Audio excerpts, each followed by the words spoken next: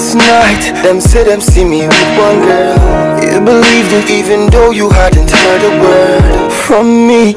Even they so sure that you didn't contemplate it. You start to carry notes for me like shitty day my body. But God knows, say I've been not there with anybody.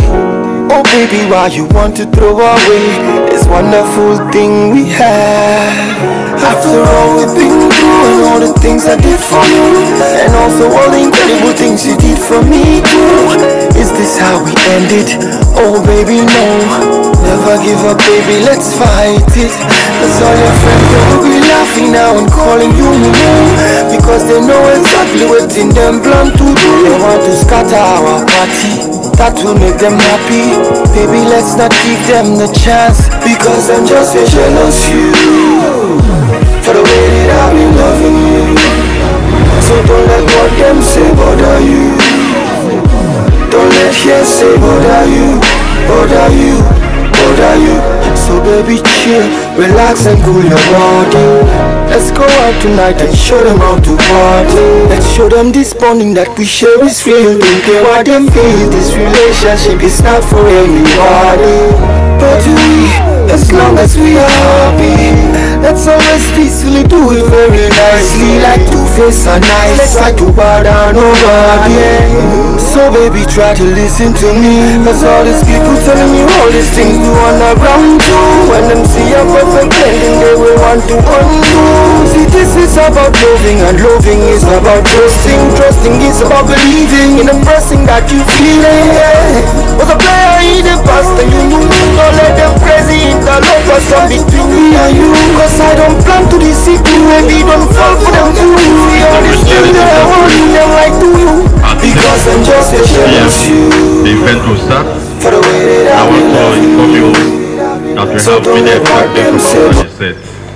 And this event is also transmitted live on Channels Television, Nigerian Television Authority NTA, African Independent Television AIT, and of course Ebbc Broadcasting Corporation Ebbc. Thank you very much.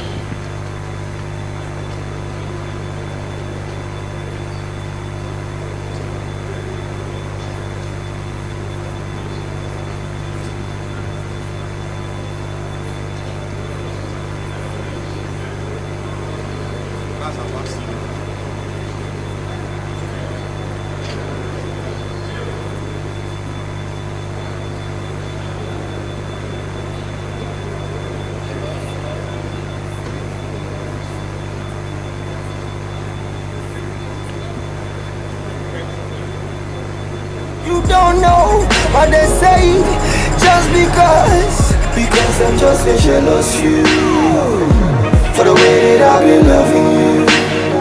So don't let what them say bother you. Don't let hearsay bother you, bother you. Hello, please, my dear colleagues,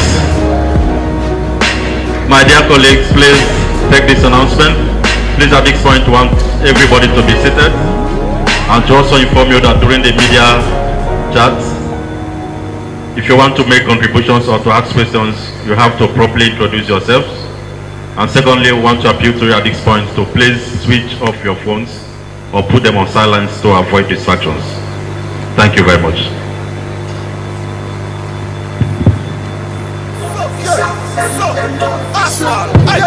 I think she put some kind of voodoo or a spell over me, cause she know exactly what I want and what I want to see. Always says the right thing like say she knew what I want, yeah. I'm with her heart and very sexy, but so wonder she the one that always like the people like her. I kinda like the one she got over me, rather be there than she like the queen of the night, something like Delilah. When she step in anywhere, she like the place and fire. Distinguished ladies and gentlemen, let me quickly invite to the stage the moderators, Dan Ede of the Federal Radio Corporation of Nigeria, to please come on stage, and also Rex Eze to also come forward. Thank you very much. Rex Eze is the General Manager of Unity FM. You're welcome.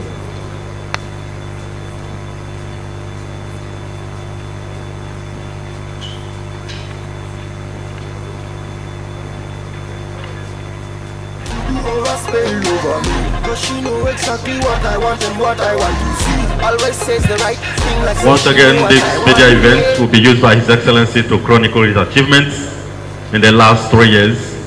You will feel free to ask your questions because His Excellency is very much equipped to respond to your questions. But before you do that, just as I told you before, introduce yourselves properly. Thank you very much. Monday also is my name. God bless you.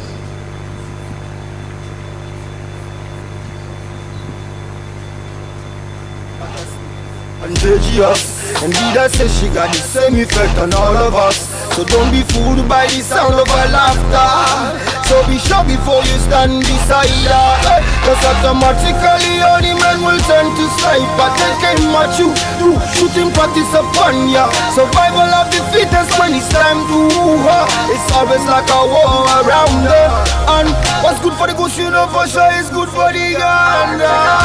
She put some kind of voodoo or a spell over me, cause she know exactly what I want and what I want to see. Always says the right thing like say she knew what I want, yeah. What I want, yeah. And with her heart and very sexy, but so one that she the one that always light up people. Like I kinda like the old she got over me. Rather be, yeah.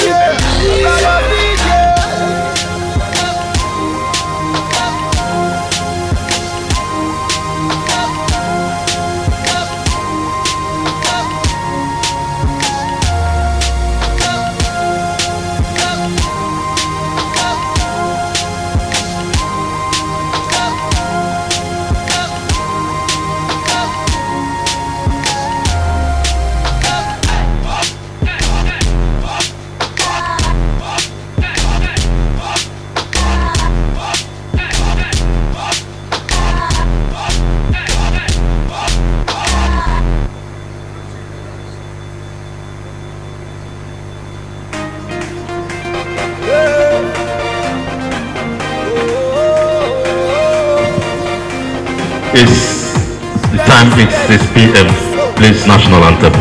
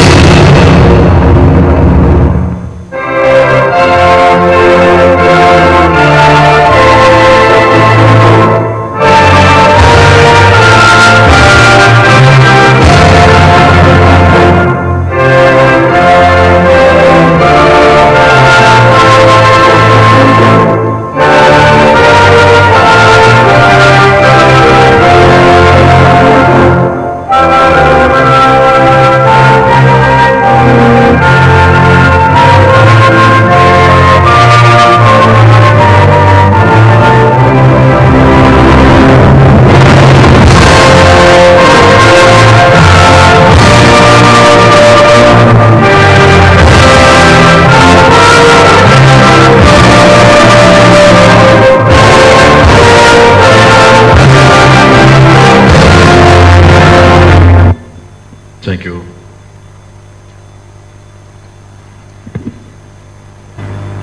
Ojugo, you're welcome. Thank you very much. My name is Rex Eze, and I'm here with my colleague Dan Ede. Dan, please, can you introduce yourself?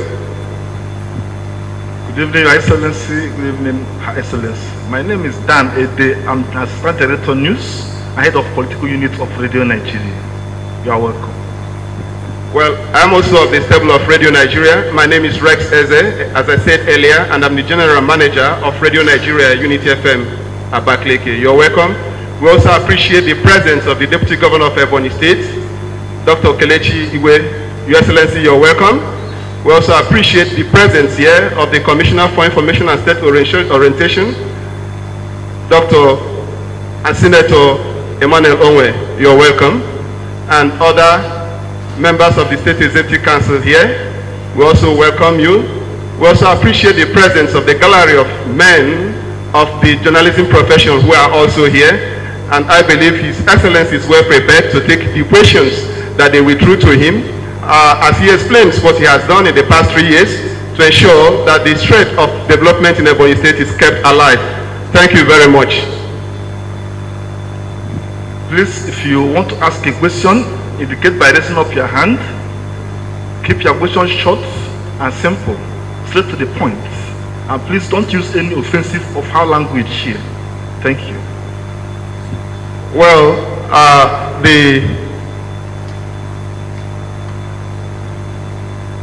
before we go into the question session proper, we want to give His Excellency the opportunity to address the gathering. Your Excellency, sir. Thank you very much, Dan and Rex.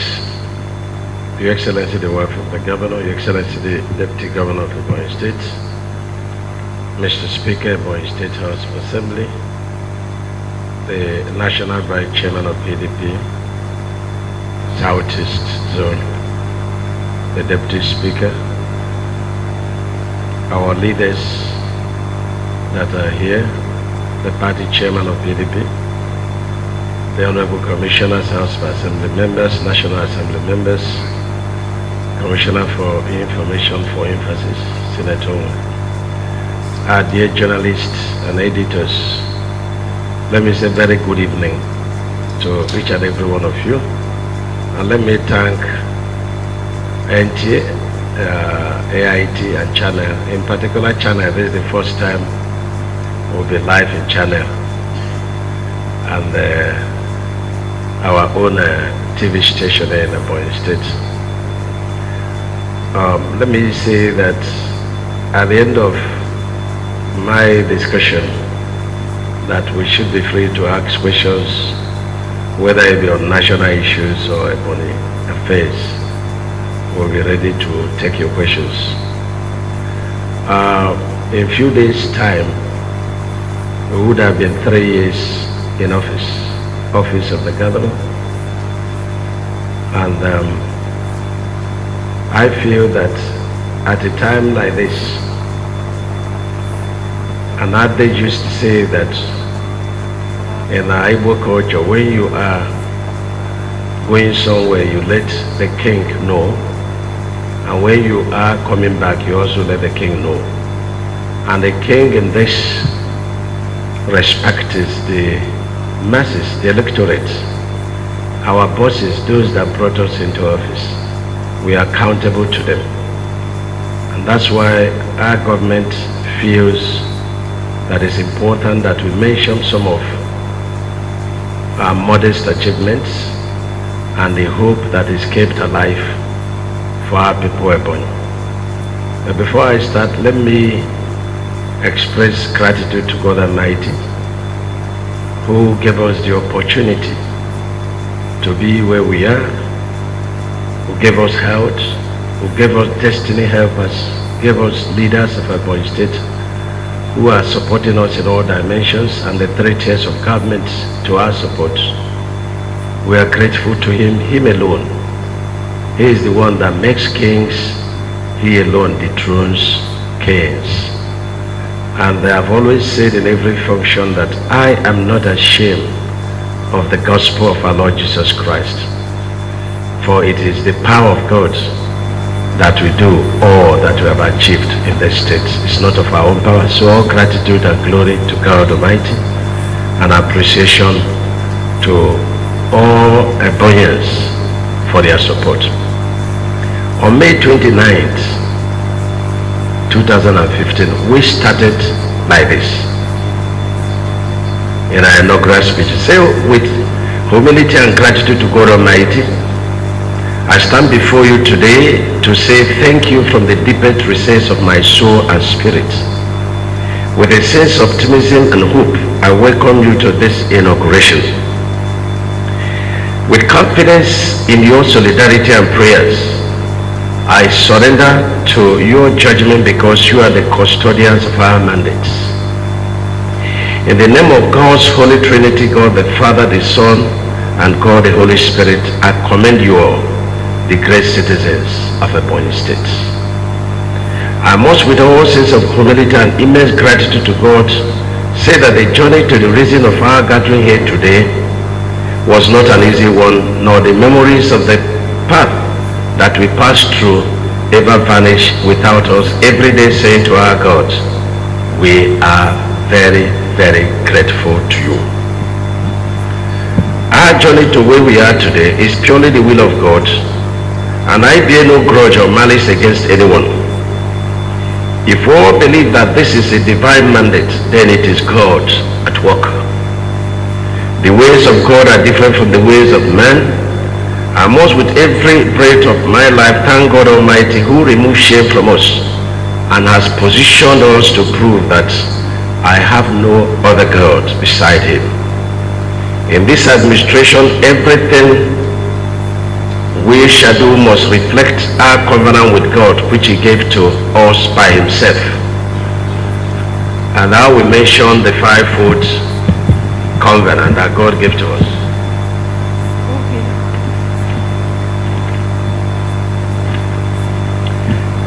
One is to serve Ebbc's people with the fear of God. Two is to prosper Ebbc State with the word of God. Three is to make Ebbc State the #1 economy in the whole country. And people will question this. But remember, something good has always come out of Nazareth. And 4, to passionately help the widows and the oppressed. And 5, to build God a befitting place of worship like Solomon did, so that any Ebbonian that is faced with any difficulty anywhere in the world and turns to the direction of the temple and calls upon the name of the Lord, God will answer such prayers. These were the opening speech in our inaugural ceremony on 29th of May 2015. Few days, it will be 3 years. And so we made a lot of promises,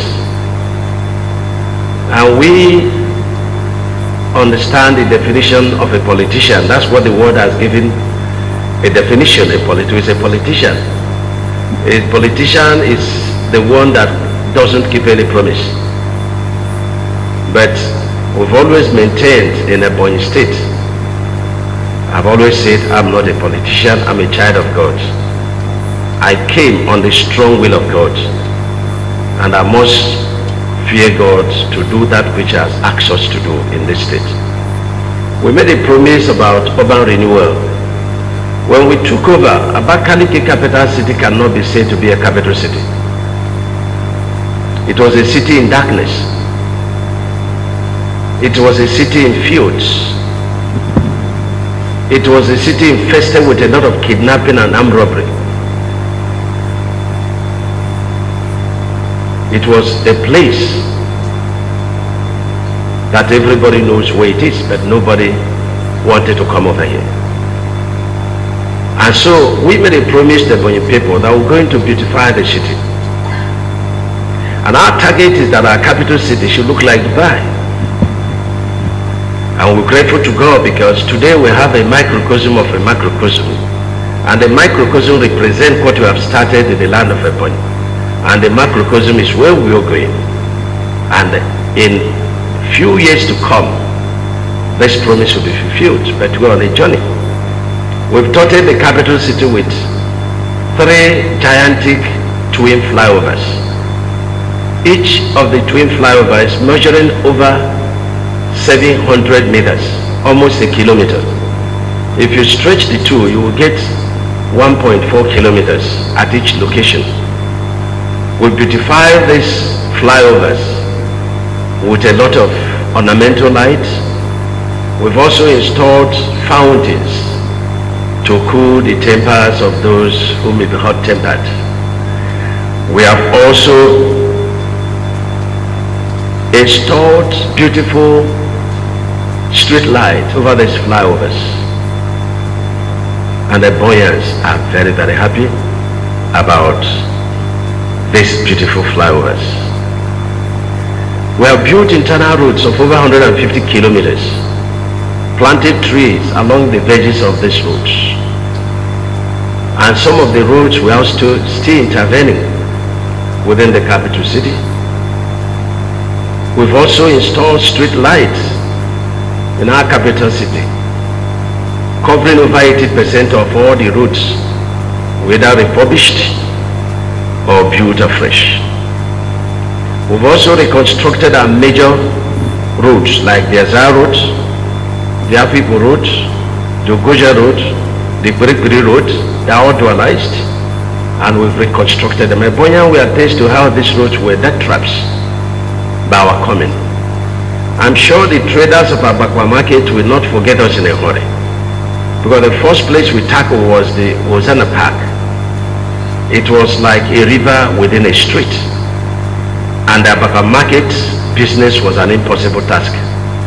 But today I'm very sure that, grateful to God, and all around them, we have fully, done the same.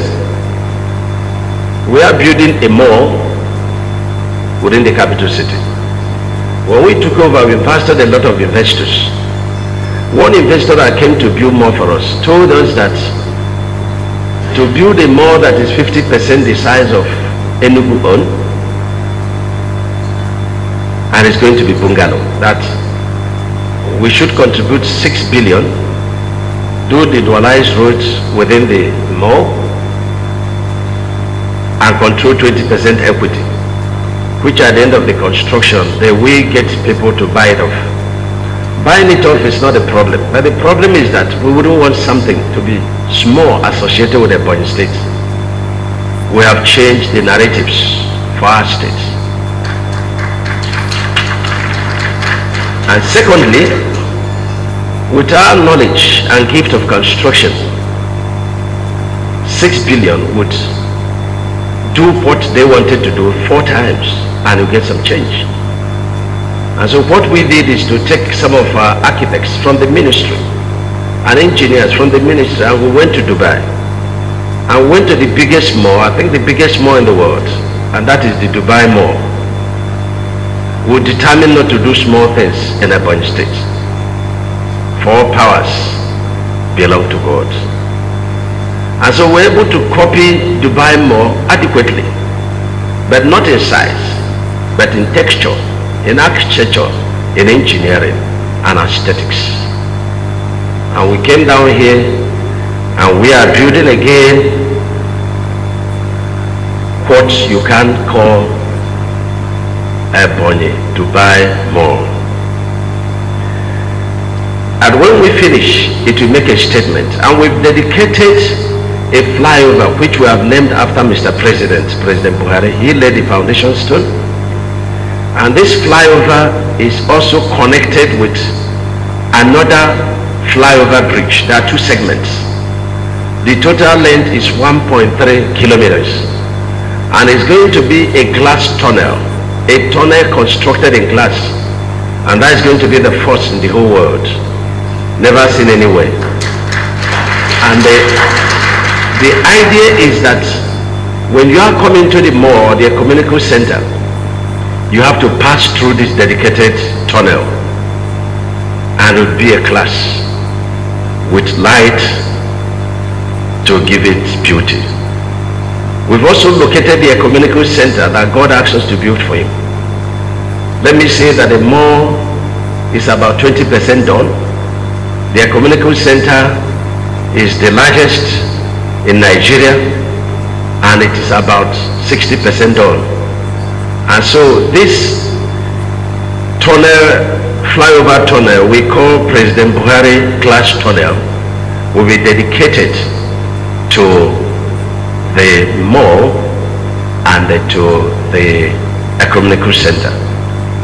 A wonderful city to behold in the next 4 months. And this tunnel is about 60% done.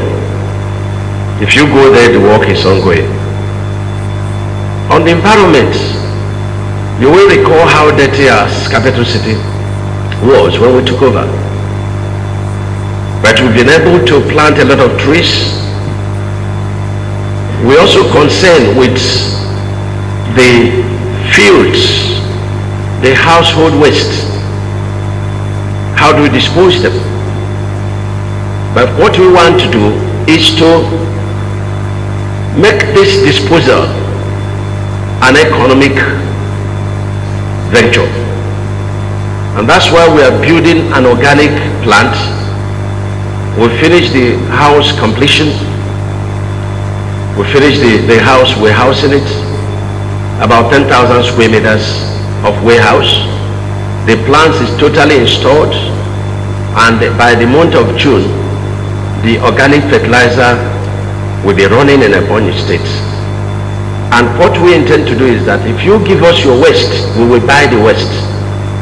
But presently we are paying environmental contractors to go and clean the entire waste. But in June, the more waste you generate, the more money you make. And even in our agricultural setting, we've emphasized the use of herbicides in doing weeding. And we've asked people to engage in physical weeding. The weeds will also be purchased by this organic plant and will be turned to organic fertilizer.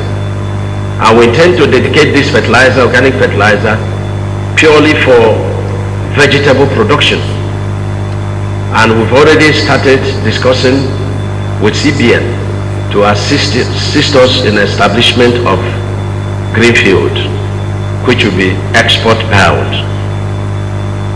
We can all attest to the cleanness of our capital city, and not only our capital city, the 13 local government areas are all wearing not only clean environment, also tree planting is vigorously being pursued. Let me also announce, with again gratitude to God, that work has commenced in the very terrible erosion menace that has dotted our capital city. You know, the Azuyu Dene, and so on and so forth. Each time we are getting to the month of August, September, we start having IDP camps, because people will start leaving their houses because of expectation of heavy floodings. We've even lost some lives.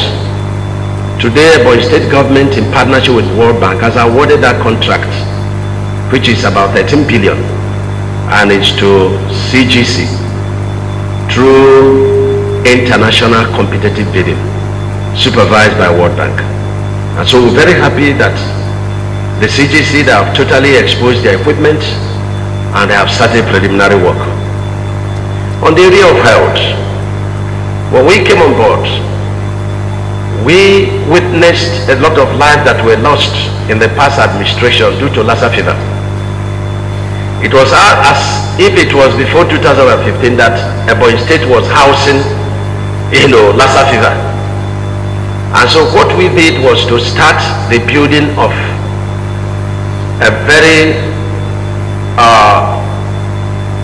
dedicated and beautiful Lassa fever center in Ebonyi State. We completed this Lassa fever. We equipped it with all the Lassa fever equipment. We also brought 5 dialysis machines to the Lassa fever, though we intend that 2 should be there, and we put one in each of the 3 senatorial zones general hospitals. We have also purchased 4 ambulances dedicated to this Lassa fever. And the idea is that in each of the 3 dedicated centers and the 3 zones, each of these ambulance will be there. And should we suspect any case of Lassa fever, a call will be made to that ambulance. And the ambulance, through our beautiful roads that we just built, will be able to take the patient to the center. And I'm happy that the federal government has taken over the center and has dedicated it for the entire southeast and part of south-south. And the center is fully working. We're also building an emergency unit for our federal teaching hospital here. And that project is costing us about $1 billion. But when you see the size and the beauties, you will price it $5 billion. And we intend to make it the most beautiful hospital building in this country. This job is about 30% done.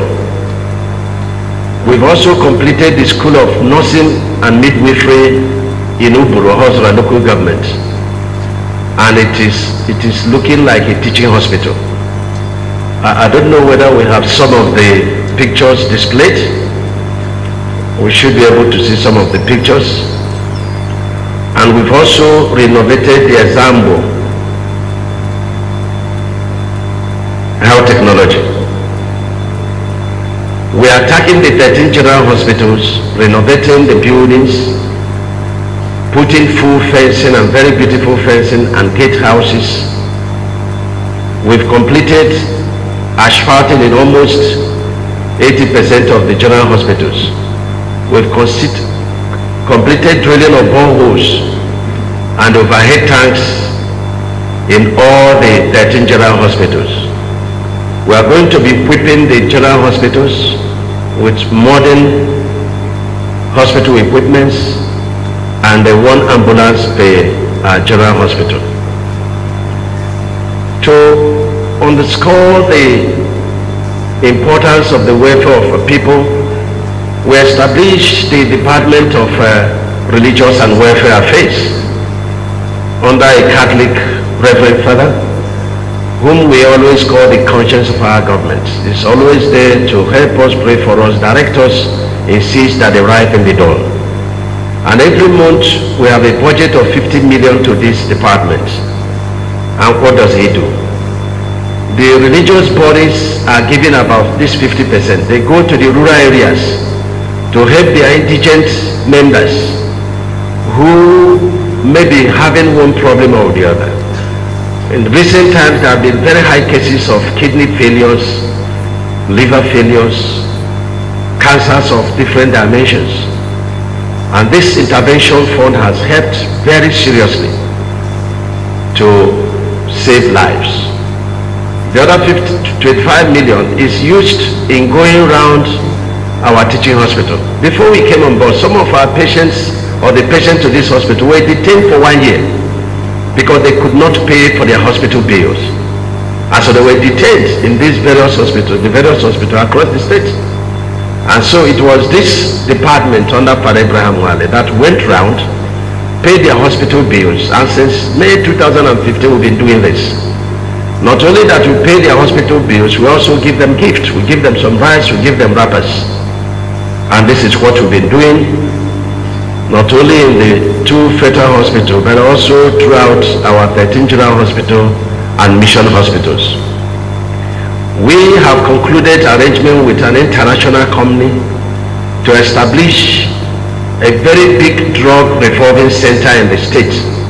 And we are also going to disaggregate this to the 13 general hospital. We've recently set a task force on fake drugs. And what we intend to do, because we realize that this, they will advertise one that cures all diseases. So we've been able to eradicate that one in Ebonyi State. And this drug revolving center, Ebonyi State government is going to put fund in it. And how will it work? Will we get international companies and the Nigerian companies that are known for quality drugs? Will we purchase these drugs and put in this center? And it's going to be on PPP arrangement. And so this center that is going to be housed, we're housed in the capital city. We also have their outlets in the 13 general hospitals. And so the private pharmaceutical companies can now, we have banned the use of codeine and tramadol in the state without doctor's prescription. This is very important to control the abuse of the drugs.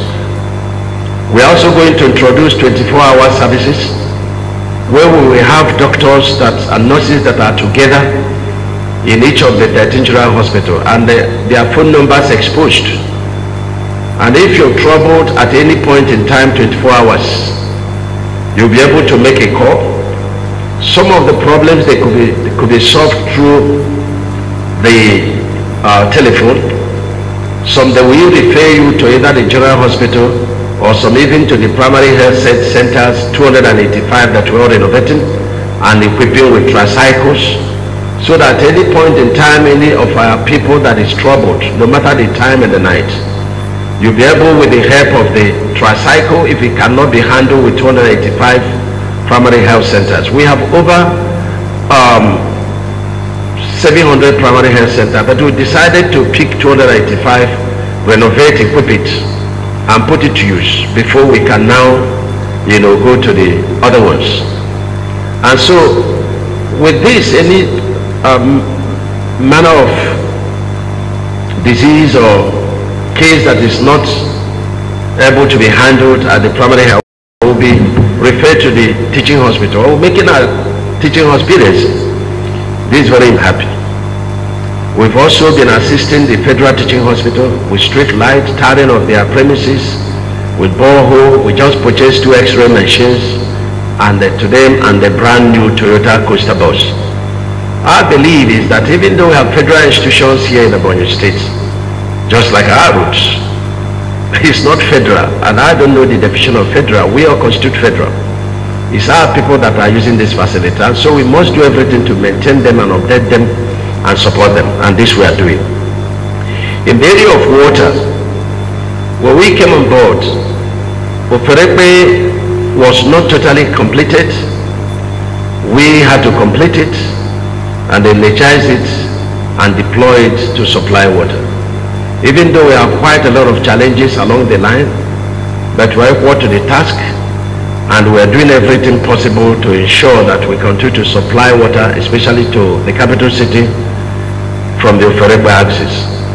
On the Ezilo, we made a moribund water site in Ezilo, and we've engaged in the rehabilitation and reconstruction of the entire system in Ezilo. And when we finish, we are going to integrate Ezilo and Oferekpe, and of course Okawu too, so that, because each of these can give water to the entire state. And we believe strongly that by the month of August, Ezilo will be fully on and running. We are also in partnership with federal government in construction of Ishago water project. What they designed before the federal government was a project of 800 million. That was not suitable for our now Ebonyi State. And so we had to redesign the project to 2.1. And it's a smaller version of what we have in Ezilo. That project is about 60% done. And we believe in the month of September it will be fully on. We met an unfortunate situation in Oka water project. It was designed to be similar in nature and in operation like the Oferekpe. And when we came on board, government had paid to a contractor the sum of 3.5 billion naira. We really could not see anything to justify that payment. And we undertook joint measurement, and we discovered that the contractor barely did a job about 1.8 billion and owing us in excess of 1.6 billion. And we invited the contractor to come and continue his job. And it became very funny. We are in arbitration in that matter, but we've since terminated the project, and we've since engaged our engineers from Ministry of Water Resources, very dedicated and committed engineers, and that project from where it stopped has gone extra 30%.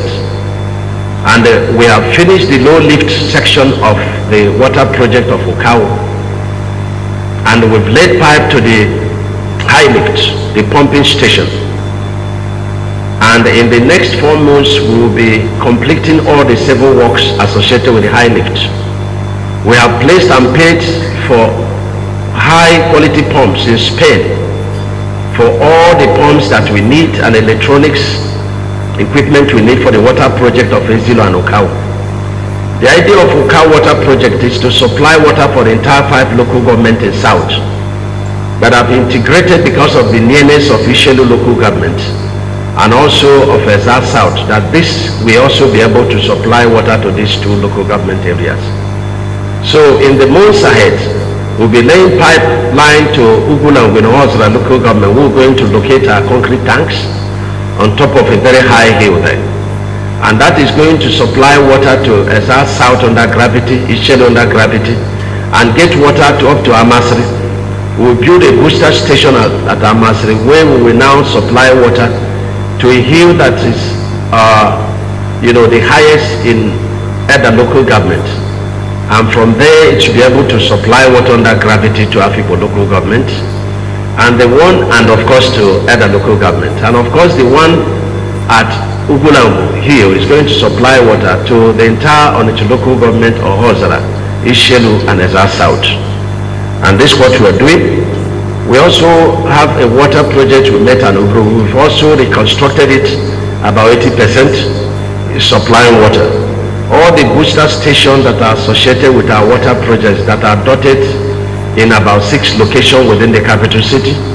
Some are in Abakaliki, some are at the overhead tank, some are in Ezza South, some are in Ikwo.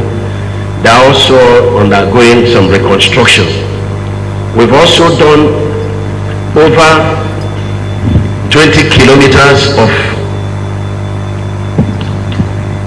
internal pipe reticulation within Abakaliki city. We have sized the Abakaliki capital city into 18 discos. And as we speak, we have completed about 7 discos. We know that we don't have 24-hour water running in Abakaliki capital city. The reason is very simple. One is because Ezilo is not yet fully on. The two is that we have a lot of sabotage in our main, pipe trunk line from Oferekwe down to Abakaliki. The villagers from time to time, they go to open the valves and begin to take water from there.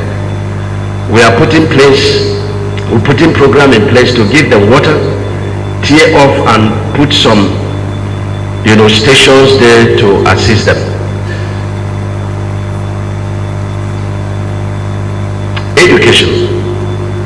We've been able to do the accreditation of Ikwo College for Education to degree awarding institution. When we came on board, over 5 years of UBEC fund were not being able to be assessed by the past administration. We've injected 4 billion of our savings into this UBEC fund, and we've assessed about 4 billion from that. So we've injected about 8 billion into our schools, reconstruction of our schools. And if you have the pictures, you will see a new method of reconstruction of our schools. Very beautiful buildings that we have been able to achieve. We built chairs, we've done training of our teachers, and we're still counting. We've been able to give 3 technical schools to the Catholic Church, and the story is different. We are building science school in Uburu, and it's a very beautiful place. Let me also mention that we give subvention of 200 million every month to Ebbc to assist them. And we give subvention of 15 million every month to College of Education in Ikwo to assist them. We've been able to pay 300 million, to our overseas scholarships. Funny enough, some of them are doing English in China. But since they were already there before we came, we said we will not allow them to be stranded. We've been able to reduce school fees by 10,000 to both indigenous and non-indigenous. We are aware of schools, many universities that have done increase in their school fees of late, some 300%, some 600%, 500%. But because of the way we've been deprived in the past, and we are fighting poverty, so we decided to reduce our school fees to assist our people so that as many as possible of our people should be able to access education. We have free education in our primary and secondary schools in Ebonyi State. We've dedicated 120 million to clear the debt of Ebbc work and study. The program stopped because the lecturers were being owed work and study. But this is a very beautiful program because some of our people that are civil servants or workers of other dimensions that have not been able to get their degree have gotten it through this program which stopped. So we have reenacted it, so it is working. We also committed to develop a very complex sporting premises in Ebbc, and for this we've dedicated 130 million to start. It's a kind of seed to start. Or roads and bridges. When we came on board, it's very difficult for you to travel from one local government to the other within 4 hours. Our roads were death traps. And so we had to evaluate the method of construction of our roads in Ebonyi State. We know that we have predominantly clay soil in the state. And what happens is that after rain, you expect vertical percolation of water, but that doesn't happen with clay soil. you have lateral percolation of water. And so this doesn't allow water to leave the bottom of asphalt. That's one of the reasons for failure of roads in our state. Unfortunately, all the roads, over 99% of the roads that the past administration exited with them. Second one is that the shoulders are made of chippings and S125. And these shoulders have never lasted beyond 1 year. And the moment the shoulders are gone, water begins to percolate. And don't forget, percolation is lateral. It gets to the foot of the asphalt. The road is gone. And so we have decided to construct our roads with concrete, 8 inches thick concrete. When I was going for a salt factory in Indiana, I went through Texas and so many other states in US, and I discovered that predominantly their roads were done with concrete. I stopped and measured it. It was 8 inches concrete, and that's what we are doing at Ebonyi State with grade 40 concrete quality. And when we started, we sent some people to go and see what Dangote was doing, I think in Ogun State, where he was constructing 28 kilometers of concrete road. And we came back with the knowledge in engineering and very dedicated Ministry of Works. We decided to start concrete road in Ebonyi State, and today it's a huge success. And when we are doing asphalt, we are using the same concrete to treat the shoulders, so that by no means will water get into the asphalt. And this is a huge success. And let me mention some of the roads we have done. We have Onweke Zamoshiri on Onitsha road, 35 kilometers on concrete road, 90% done. We have Obiozara on Onitsha road, 8.3 kilometer concrete road, 98% done. We have Ubru Presbyterian Joint Hospital road, concrete road, 12 kilometer, 100% done. We have Orobo Muchima road, 7.5 kilometer concrete road, 95% done. We have Amasiri Okwashi road, 8 kilometer is done. The binder course is done 8 kilometer with asphalt. But if you go there, you will see signs of failure. So we have told the contractor that we will not accept that. So we've agreed that he's going to forgo the binder course, and then he will now put the road with concrete. But the concrete section is 98% done, and that's about 15 kilometers. And we have Afipo urban roads. It's a total of 12 kilometers. Some of the sections of Afipo urban road is being dualized. Some is on concrete, some is on asphalt. It's about 60% done. You have Amasiri Eda road, is 15 kilometers, and it's about 7% done, concrete road. Akeze Ivo road, 15 kilometers, concrete road, is about 80% done. We have Ivo bridge, 6-span, about 60% done. We have Ogu bridge, 4-span, is about 95% done. We have Abakaliki Apipo Federal Road, 14.5 kilometers on asphalt, and then the shoulders 1.75 meters width, and in some cases 2 meters width, all fully on concrete, 100% done and commissioned by Mr. President. Onweke Urban Road, 5 kilometers, is internal roads, 100% done, concrete road. Abakaliki Ikwo Road, 18.5 kilometer, done on concrete and coated with asphalt. We have auxiliary roads within these 3 flyovers, over 20 kilometers, fully done.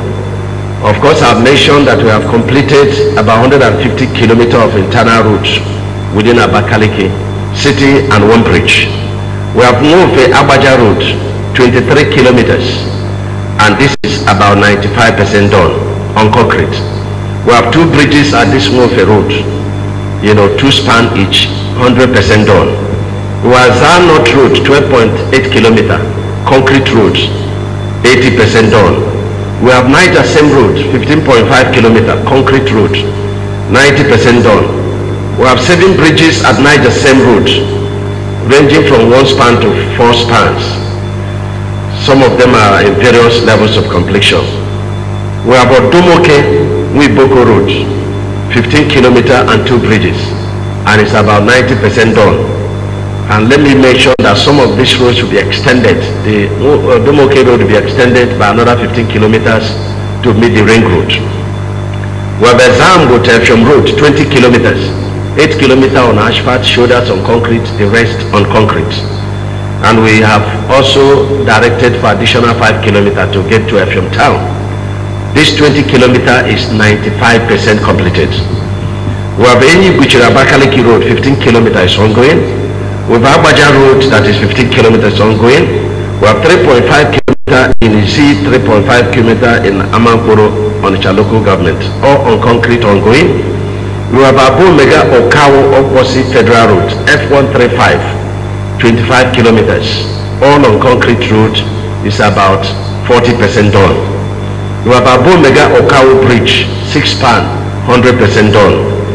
We have Umunaga, Umuchima, Iheni Road, 15 kilometers on concrete, about 40% done.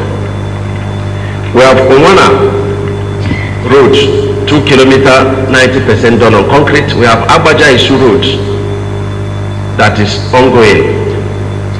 It is going to be about 28 kilometers. We gave to a contractor who could not perform. So we are now awarding the contract to be on concrete. We have the Army Barracks internal road, that is 5 kilometers. It is ongoing. Of course, we have police internal road within their barracks, about 2 kilometers, 100% done. These are the roads that we've engaged. I'm sure I've not mentioned all of them because we have lost count. But the good thing is that, see all these roads, some of them 3 years old, you will not discover any potholes. So no road will exist with us. But the lifespan of these roads, they are between 50 to 100 years. On the issue of power, we're very happy with the level of our street light, and it has drastically reduced insecurity, not only within the capital city, but also at the local government level. At the 13 local government, we have street lights that is ranging between 6 kilometers to 20 kilometers within the local government areas. Within the capital city, we have given street light to over 60% of all the roads within the capital city. We have also installed 100 kVA solar plant. The underneath of it is used for greenhouse, and we have donated this to Ebbc with a very beautiful Ebbc clinic house built by Ebonyi State government. It's a welcome edifice to people coming to Ebonyi State. We have also installed solar power light in Afibo town, in Government College Afibo, in Ebonyi local government, in some of our churches. We have done this.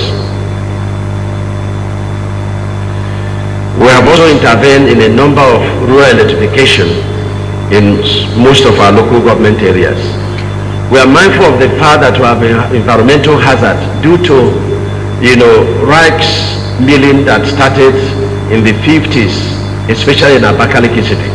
And so when you go around the locations where these Abakaliki millers are, you see maintenance of rice husk that are there. Sometimes they put fire in it and then pollute the environment. So what we did was to discuss with it, and we started a program of 5 megawatts of gasification plant using this rice husk. It wasn't working because Bank of Industry was not paying their own counterpart funds. Boyo Agro rice mill was not paying theirs, and of course the millers wouldn't have the money to pay. But we're determined to go ahead. So we did international bid, and somebody won it in Germany. We said we need to see where you have done this. He said we need to pay money before we come and inspect where they have done that. We suspected foul play, so we had to go to China. And we went to China. We saw where the biomass plant is working, and so we purchased 1,000 kVA, which we're installing right now. The equipment are here with us. We are installing in all local governments. and another unit of 500 kVA we are installing in our local government. We've also, smarting from the success of the 100 kVA solar generator we purchased, or solar grid, mini grid, we have paid fully for another 10 units of 100 kVA. Some of them we want to use it to start replacing our street light generators.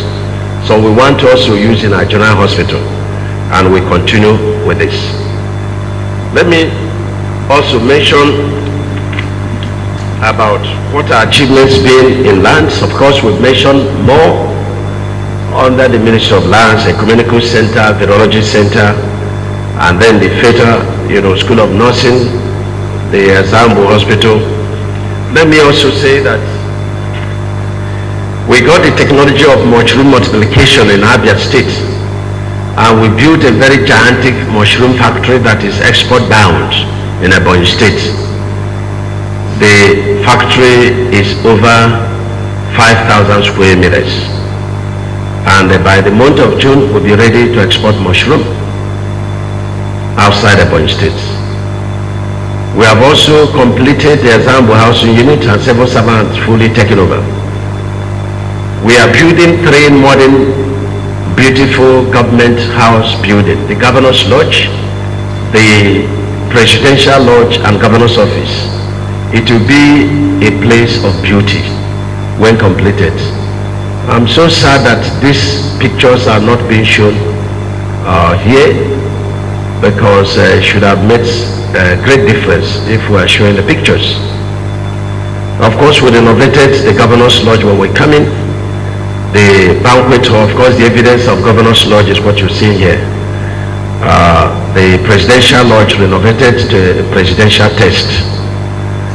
And then the police barracks. You can see the beauty of the gates, and the fence is even more beautiful than that of the government house.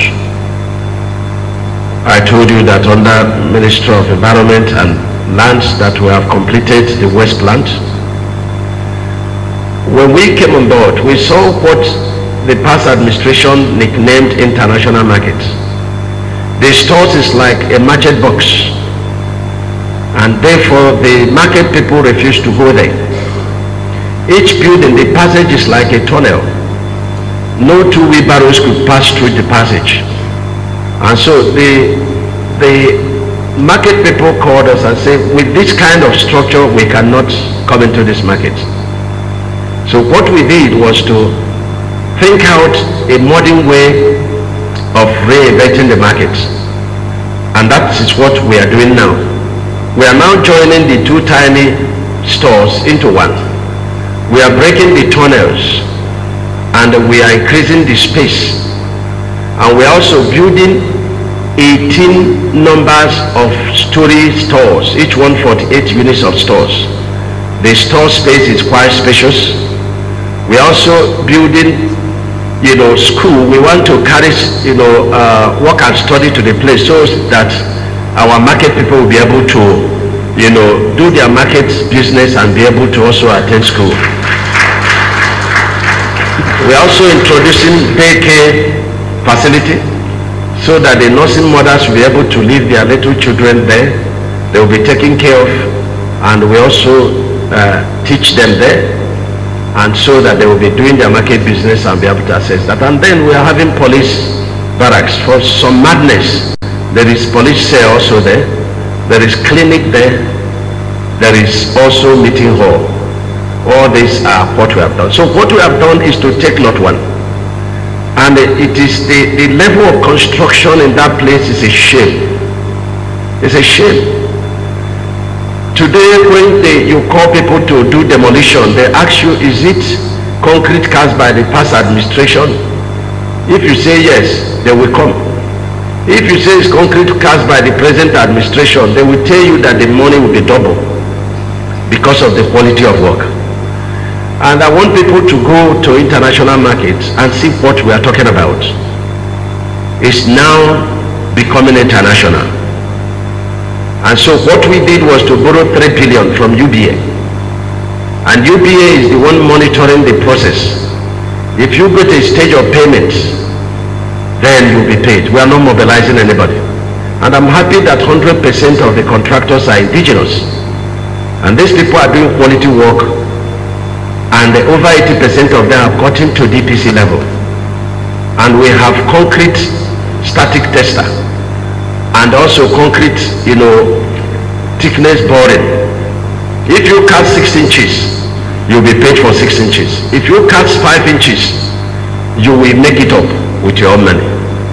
So this is what we are doing in our international market, and I want us to check it back. By October, it shall be really international. When we finish lot 1, we engage it. We go to lot 2. Lot 3, I don't know what to do with it. It's beyond remedy. You can go there and see for yourself. When we came on board, we also made fertilizer plant that is moribund. It was installed and was running for 8 years by the administration of Dr. Sam Ominyewu. But the previous administration ran it down, so we had to reconstruct the plant.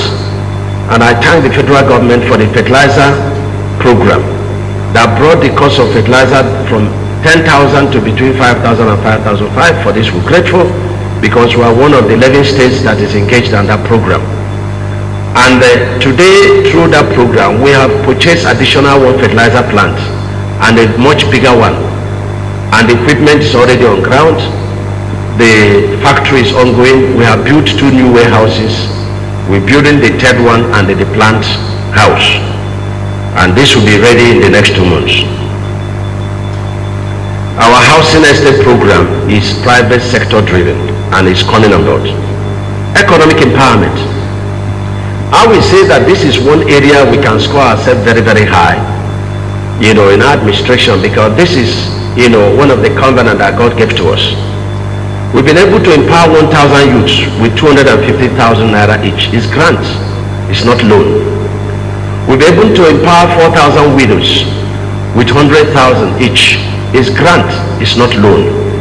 The beauty is that we train these youths, we train the widows, and today we have huge success stories about the breakthrough through this empowerment. A lot of our youths now have things they are doing with their hands, and this is a success story for us. We have 300 widows that we are paying 20,000 naira every month.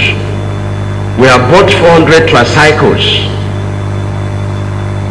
and we gave to our brothers and sisters that are doing Okada in Onitsha, in Anambra State.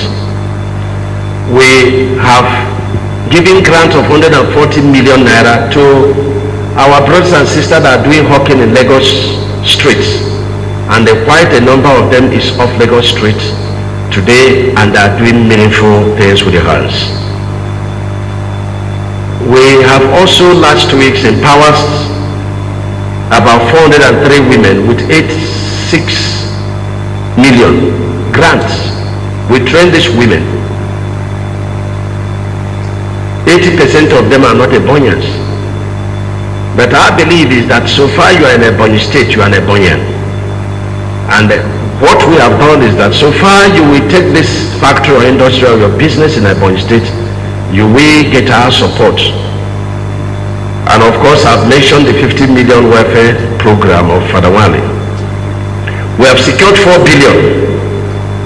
We put 2 billion down, money we saved, and we borrowed 2 billion from Bank of Industry. We have a program together that we call Ebonyi State BOI Fund. And this money is for Ebonians and non-Ebonians that are resident in Ebonyi State. If you have any business proposal you have, you can access this fund with 6% interest for a maximum of 5 years. A maximum of 5 years, provided the industry or factory or business will be here in Ebonyi State. If you are not Ebonyi man, Ebonyian by birth, it doesn't matter. You are an Ebonyian so far you are here. You are under our care. And we also looked at civil servants. Definitely the pay package of our civil servants all over the country is a pitiable situation. And we believe that the economy is troubled. And the essence of civil servants is to work. And what do you work? If 90% of the funds we are earning from federation account is used to pay salary. So I term it social security. So to balance the situation, We now feel that the excess time of our civil servant could be used in doing agricultural business. And so we've been able to save 2 billion. And graciously, Bank of Industry, the first of its kind of a program in this country, was able to give a loan of 2 billion. And by 6th of June, this funds is going to be disbursed to our civil servants. We already have over 500 cooperative societies. We reduced registration of cooperative societies to just 5,000 naira. And the time to get registered to 24 hours. And so with this, our civil servants, 10 persons per cooperative, over 5,000 is going to be benefited in the first phase of this program. And I'm happy the civil servants are very excited about this. And we have engaged over 500 of our youths as technical assistants and senior technical assistants to the governor. What is our aim? Our aim is that it's better to get our youths to learn the act of governance and also learn the act of doing things with their hands. And these people are earning between 150,000 to 200,000 per month. And a lot of them, through these funds, been able to establish businesses of their own. And we've also aggregated them, and we are giving them also the Anchor Borrowers Funds to assist them to do agribusiness. We have also raised the Traditional Rulers Council's salary from 10,000 to 100,000 per month. We bought over 130 vehicles, SUVs, Jeeps to our traditional rulers. It's only in Ebonyi State you will see every traditional ruler that is going with a Jeep. And so it's become fashionable to be a traditional ruler in Ebonyi State. When we came on board in December of 2015, we paid the 13th month, which means 100% of basic salary and the allowances to our civil servants. Subsequent months, we had paid 50% of their basic salary in January to assist them to cushion the effects of harshness of the month of January. Today, we are going to be flagging off 10 million per community project to 140 communities of Ebonyi State. The idea is that the traditional rulers, the town union presidents, we form a committee. We indicate project of their choice. The local government will also form committee. They will form tenders boards. They will evaluate it. But the community people will do the project. And this we are going to flag off here today. The funds are ready. We've trained youths in Abuja on horticulture. We've trained youths on agriculture and civil works. When you come to Ebonyi State, you will be able to find out that Ebonyi State is a construction site. Everywhere you turn to, you see a lot of our people working. And let me also emphasize that 95% of our projects are indigenous. We've reduced capital flight to over 95%. And this gives me joy. Let me also say that the youths are also exposed to 2 billion Anchor Borrower Scheme, thanks to the federal government and CBN governor, Minister of Agriculture, Minister of Finance. We also have currently 8 billion loan that we are giving to Ebonians to assist them in agricultural program at 9%. On the issue of welfare, I have mentioned the issue of 50 million on welfare departments. The most significant aspect of this welfare department is the issue of Ezilo, the peace that has returned. You all witnesses that Ebonyi State in the past administration was turned to a pool of blood and curses came upon the land. A lot of people were killed in the crisis, unfortunate and avoidable crisis in Ezilo. And it had political undertone. And so when we came on board, the first thing, because we had promised, and we got on our side, we went to Ezilo and planted a tree of peace. And we followed up in making peace with the Ezilo, who had settled in that place over 100 years back, and the Ezilo indigenes. And today, it is no victor, no vanquish. We created 2 autonomous communities. Amen's autonomous communities for Ezilo people and the Izo Autonomous Community for Eza people with 500 hectares of land. And today, last Saturday, there was intermarriage between the new Amanze community and the new Izo community. What a glory to God. Under welfare, we introduce school evangelism and moral instruction.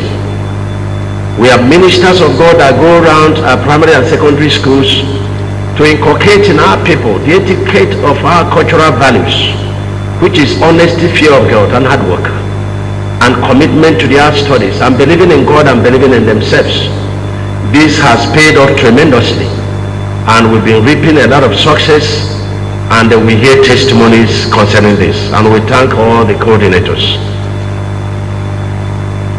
Time will fail me to mention of the great achievements of Her Excellency's office in our pet project of soccer, but today we've been able to reduce, if not totally eliminated, genital mutilation of our female sisters and daughters in Ebonyi State.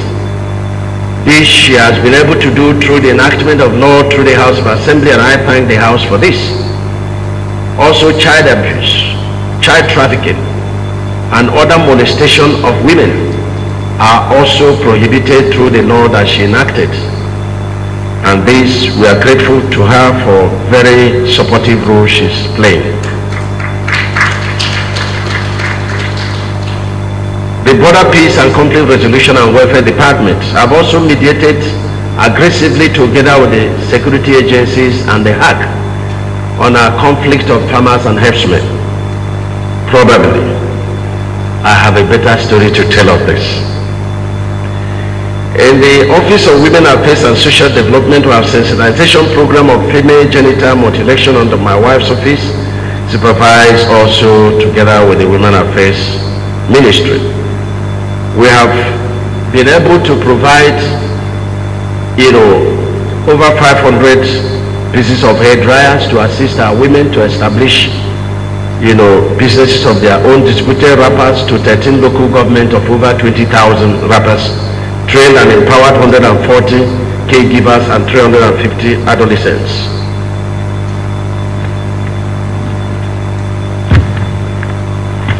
In agriculture, probably this is also another breakthrough of ours, and we are blessed with a land that is salted, and that's why the indigenous rice is not rice unless it is Ebonyi rice. And we can't explain this. It's one of the wonders of God that when you eat rice from other states, it is not as sweet as the rice in Ebonyi State. But let me say that our 3 government gigantic rice mills fully engaged and producing. We have a lot of sales within Nigeria and even outside Nigeria. We have also private rice mills that are working at the Ebonyi Agro rice mill. We've also imported 3 numbers of 3 tons per hour rice mill that is also being installed presently. Our aim is that every local government should have a rice mill. And we are turning 2 locations into Rice City. The Abakaliki rice mill is being processed to be a rice city, and this we are doing through modernization. And when we finish it, we also have all the facilities of a modern rice mill, and this is being constructed. I've mentioned that we have 2 billion CAX funds we are fully repaid, and 8 billion Anchor Borrowers Fund that we are giving to our farmers in this season. We've imported locally fabricated 4 cassava processing plants, and this is being installed presently. We've launched 1 man 1 hectare policy of agriculture in Ebonyi State. It is also an offense for any political elected office holder in Ebonyi State not to be engaged in agriculture. I don't know how much time I have.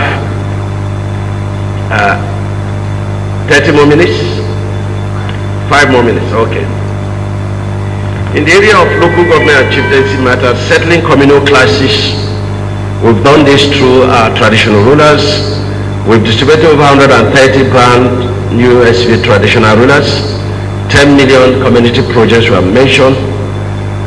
and then increase in salaries for our traditional rulers by 40 million every month. On solid mineral, we are working with Ebbc, who is aggressively fabricating his machines to deploy in the next few months in Niger State. Lafarge is also in Ebbc local government. They have completed their first phase of coring, and the success story is about 40%. They are going to engage further in Ebbc local government communities and further down to Ebbc local government. And we believe that latest by the month of October, they should be able to start their cement factory here. We also have the Opoto, very huge limestone deposits there, and also in further local government. We are working with some investors, this, limestone deposits. Probably we are the most blessed with lead and zinc, and unfortunately we are having difficulties with proper evaluation of this solid mineral. And it is our belief that in the months ahead the federal government will be able to come to our aid so that we do proper technical and physical evaluation of this solid mineral so that we can expose it to investors. The Office of Head of Service increase of 5% salary, payment of civil servants salaries and pensions every 15th of every month. 15th of every month, all workers in Ebbc State have collected their salaries and pensions. Presently, we are not owing any salary, we are not owing any pension. We've been able to reduce gratuity that was only paid by Sam Ewu in his own administration, never paid since the inception other than the ones that Dr. Sam Ewu paid, and never paid by the former administration, immediate past administration. We've been able to pay 40% of that. And we believe that God helping us, we collect our parish club, we'll be able to also further assist them. And if we collect our parish club, we also assist the Ebbc to pay some of their arrears of salaries from the past administration. We also assist them to initiate pension fund. And we discover that our civil servants are having challenges because we have enacted pension law. And so if we get this fund, we'll be able to also pay some, put some funds aside to pay the counterpart fund of the civil servants and pay our own, also to College of Education. So our prayers is that God will grant this prayer so that we can have something from the parish club. Commerce and industry. We have 3 industrial clusters in 3 senatorial zones. We are fencing them. Some industries have also started. We've allocated some plots of land. We are working with UNIDO to give up feasibility studies of 3 SMEs. But our policy is that if you have any industry to establish in any of these zones, you come up and we assist you through the funds of BOI and other intervention funds within the federal government. And we hope that this is the way to go.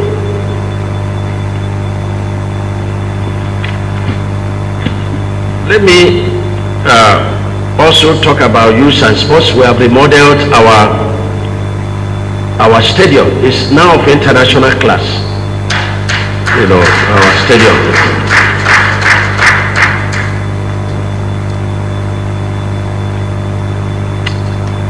The fight against corruption in our state. We adopted a proactive measure, not reactive measure. And this is a method I will also recommend, for our fight against corruption. We must be able to separate our fight against corruption from politics. Mr. President means well, he's a man of good integrity, but we must also ensure that we have the fear of God in whatever thing we do. And I've always said that predominantly the religion in this country is Islam and Christianity. And every officer of government that came to power had always sworn to either the Islam, the Quran, or the Bible. But my worry is that if we have sworn before a juju, we fear it more. But yet, all powers belong to God. For whatever the man soweth, he will reap. So in our fight against corruption, let it not have any political coloration. It will help us. I support that those that took our money should be able to bring back the money. But somebody should not wear a cloth today in the name of a political party, very corrupt. You will now wear another cloth in another political party, becomes a saint. That's not a fight against corruption. And for those that are working very hard, they should not be distracted. Ebonyi State should not be distracted. 6 months in office, they wrote all kinds of petitions against us. And I was very angry because our books are open. We even have a mini Ebbc in the state, and that's the Senior Special Assistant Project Monitoring Evaluation and Due Process. You cannot escape her.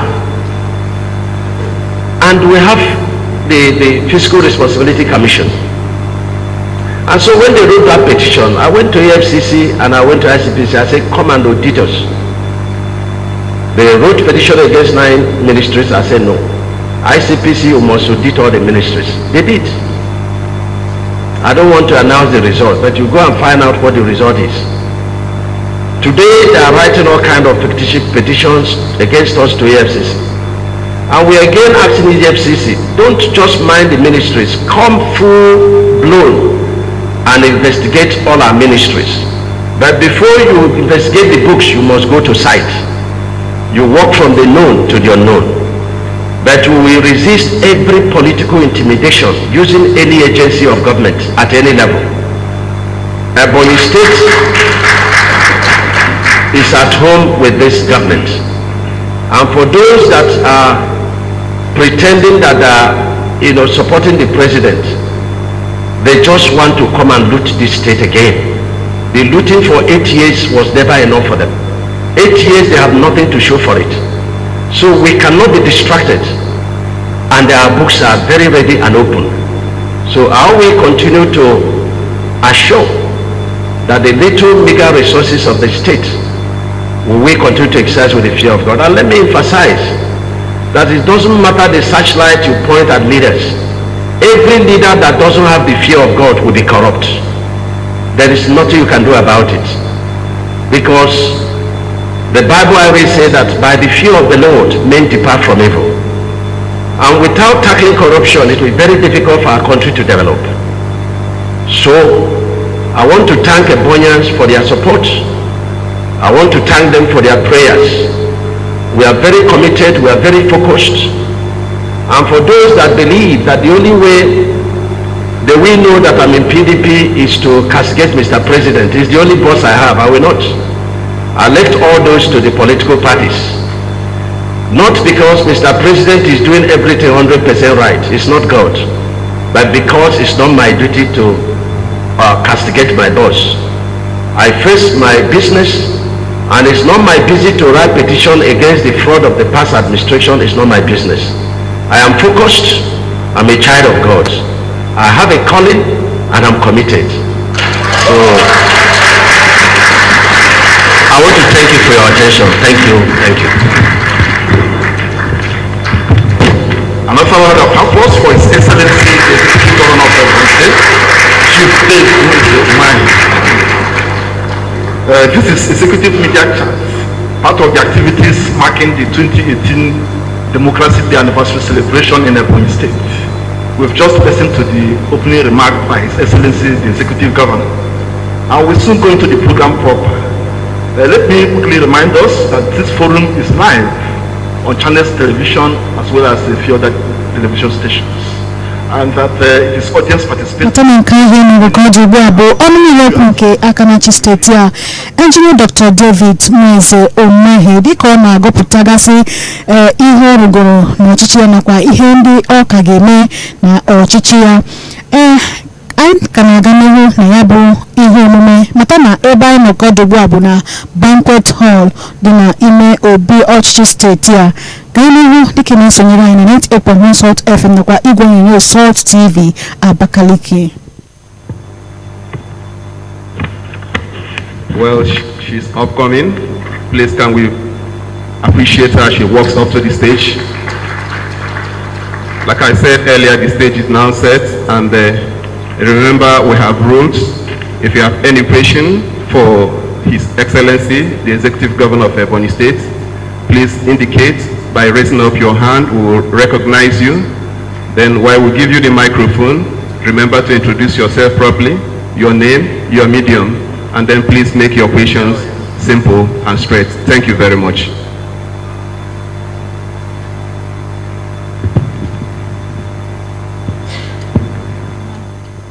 Oge ya ruru ugbu a bụ ịnụta ọnụokwu ndị nta akụkọ dị iche iche ma ajụjụ ma ihe mgbagwoju anya ha nwere ịjụ aka na-achị steeti a Injinia David Nweze Umahi.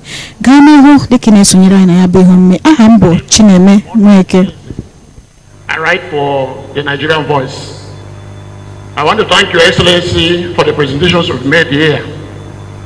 Certainly, you have been in office today for 1,092 days, and I'm doing a project that involves project enumeration in Ebonyi State, and I know that on the average you have one project for 1 day for the time you have been in office. This is commendable. I want to say that your projects have benefited Ebonyi people so much, but it is also affecting us. If we go out from Ebonyi to some neighboring states and to some other states, we find it difficult to stay there. And when our guests come from that place, they find it difficult to leave us. So I ask, I know that you have a very warm relationship with the president of this country, and I know the Forum of Nigerian Governors still exists. What has gone? What is happening to peer review mechanism that people were doing?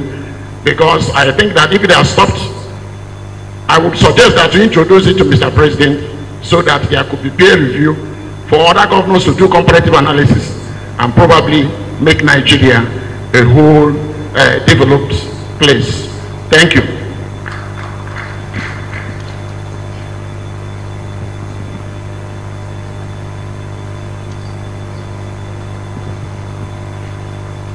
Good evening, Your Excellency. I also want to greet Her Excellency, the wife of the Governor. My name is Tony Douglas. I represent AIT, that's Africa Independent Television. My question is simple. While you were talking, you mentioned very important thing about minerals. And we know that minerals in the state, solid minerals. And you also mentioned limestone, which of course is at Nkalago. Nkalago is in Ebonyi State. And you mentioned two companies. One is Ibeto and the other Lafarge. I want to know how much help is this administration in Ebonyi State giving to these two companies. We know the story of cement in this country. I want to know how much of help you're giving out to them. And for the fact that you're close to the president, with all the talks about strength behind cement producers and all that, can you please let us know how much help you are giving to these two companies you mentioned in trying to make cement available to people in the south, southeast, and so on? I also want to thank you so much for saying that there are other minerals in this place, because I want to know that the IGR of this state can indeed be improved upon if you focus so much on, you know, solid minerals. Because much talk about oil and all that, but there's so many other things that can bring money to this country, especially state like Ebonyi State, where you have solid minerals. I want to know how much effort you can put into that. Thank you very much, sir.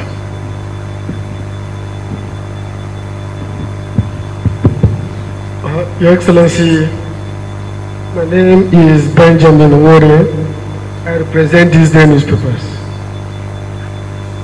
First of all, Your Excellency, let me remind you that on the course of your presentation, you did not remember to add that you've promised to complete the Gufo Bridge. Then my question is this. I didn't hear you well.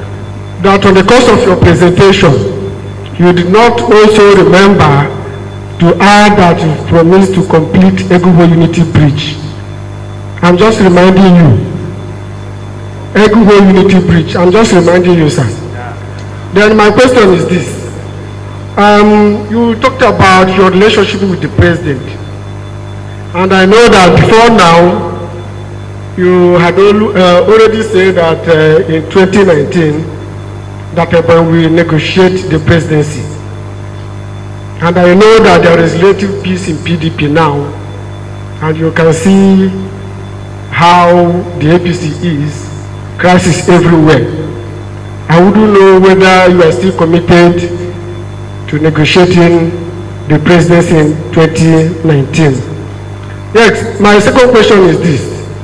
Before now, you've been going about endorsing some members of the National Assembly and State House of Assembly that they will go back.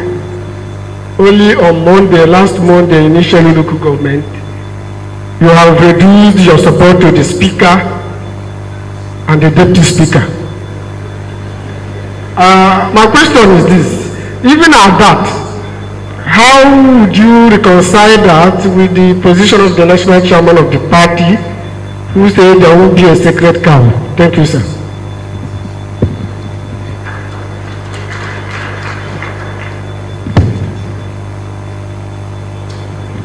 Okay, let me take this first. Mondeze, thank you very much for your question on the peer review mechanism, and thanks for your commendation on our modest achievements. The peer review mechanism is still on and it is ongoing. The mushroom I expanded is the idea I got by visiting the Abia state governor. It was there I stole the technology and he gave me people to come and establish it. And he also saw the concrete, the flyover we are doing, and he has also started the flyover in that place, and so with many other governors. So it's still ongoing. And I can also assure you that a lot of states like Delta, he called me and we discussed. He has started concrete road. The River State governor has also started concrete road. Ogun is already on it. And so the peer review mechanism is on. And I want to commend openly the chairman of Governors Forum, the governor of Zamfara State. He's a really born leader, and he's been able to bind the governors together. It has never happened in this country where governors has always, been this kind of, united, form. It's because of his leadership quality, and he emphasizes on this peer review mechanism. We also send our Director General, another Okaru, another very fantastic young man. And so he midwives this. So it is on and very important. Tori, thank you very much. What are we doing to assist Ibeto and Lafarge? The first is that the Niger Sem was, the road was the dust of the nation, not the salt of the nation. And so what we did, and you can see a section of the Niger Sem, was fully done in the 50s with concrete, and the concrete is still standing. So the 15.5 kilometer of that road is fully done. One, as they are bringing the equipment, it will be very easy for them to bring the equipment. Two, we have security to ensure that there is no encroachment. Three, the community is very much in their support, and the community relation with them is quite wonderful. On the Lafarge, yes, with the kind of community relation that we have displayed in our local government, they are very much encouraged, and a lot of things have been waived to enable them coming. And we're also constructing first 15 kilometers of concrete road, about 90% done, and we're extending it by another 15 kilometers to the ring road. So the moment Lafarge wants to come, the facilities are already there, and we further deepen our relationship with them. Now you said our relation with Mr. President. Yes, I had applied for Natural Resource Fund. That is the fund that is supposed to be used to develop this, do exploration, to determine the quality and quantities of these solid minerals. And Ebonyi State needs it. But when Mr. President was away, it entered into politics. Now that it's back, I'm going to reapply. If we get this fund, we'll be able to know the quantity and qualities of all these solid mineral. We are the best in the country. And this is this. And thank you because you have told us of IGR. In 2016, the total of IGR was 2.3 billion. If you see the ladder, it was definitely at the last, of all the states. So we are working very hard, even though we're having a lot of challenges. In this state, every day you see 100 trucks of 30 tons, 100 trucks times 30 tons, leaving the state in the night. And so sometimes we have conflict with the federal government, solid mineral, and they say, look, it is their right. I say, yes, but they should fly in the air. The land is ours. So we'll be fighting them to ensure that we have, something left for our children. This is very important. I will say that anybody that is coming to do exploration in Ebonyi State, even if you have international license, you must let Ebonyi people know what is in there for our children. This is very important. So we are doing that. Ben Wode, thank you. We mentioned bridges. We didn't call our own unity bridges because we're already united.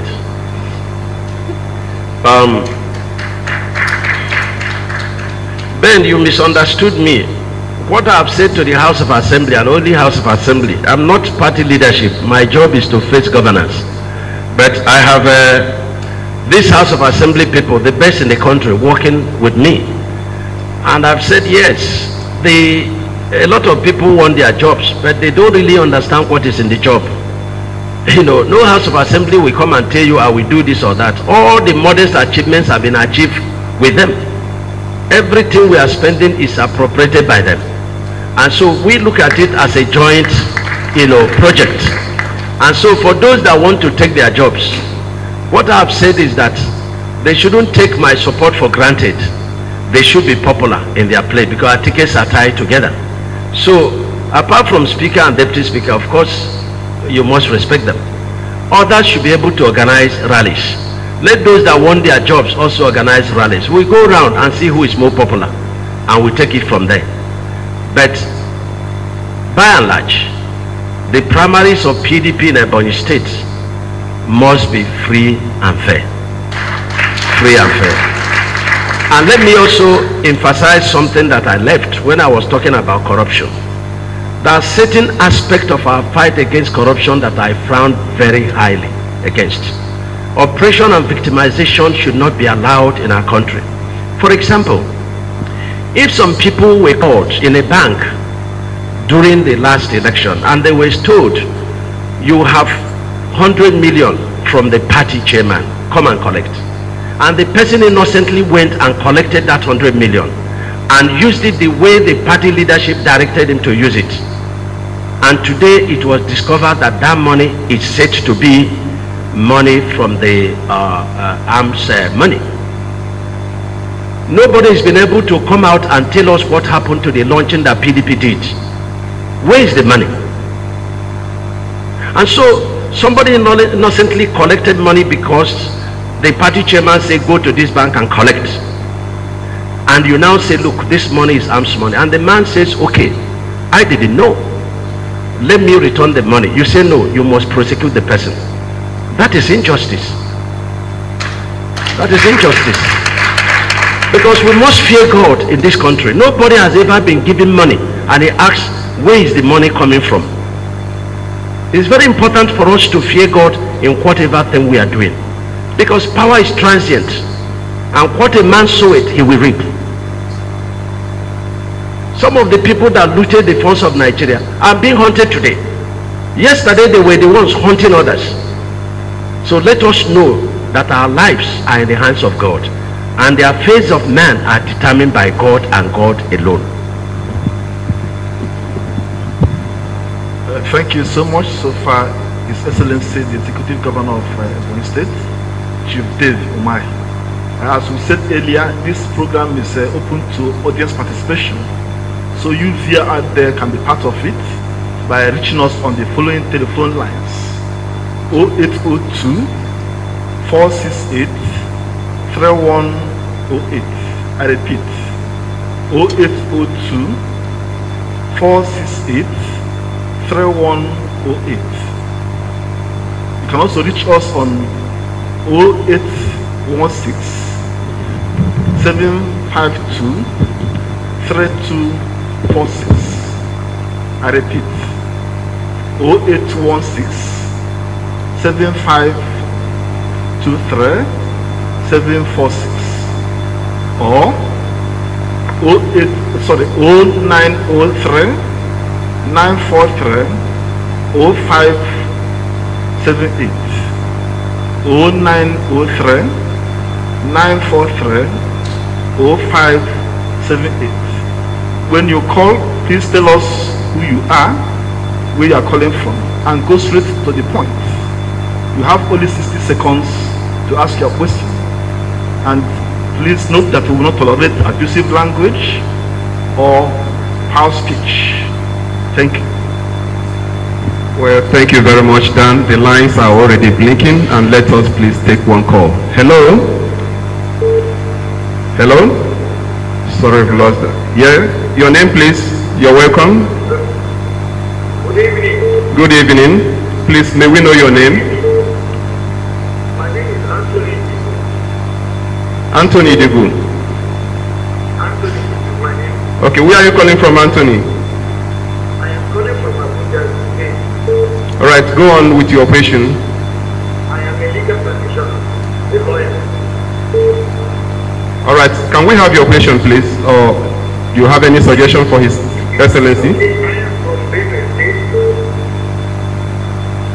and I want to talk about thank His Excellency, the Omani.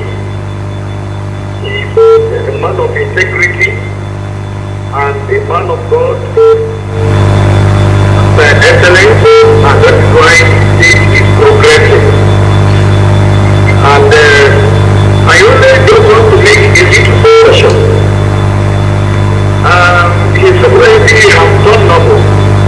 I have traveled from here through Ebonyi State to Cross River State by road. I have seen a lot of things that have led to the betterment of the citizens in Ebonyi State. Now, Benin State is in economic crisis. The Benin State is going backward, and we are never in the spirit of sportsmanship and a man of God he is. Why did they, go the Benin State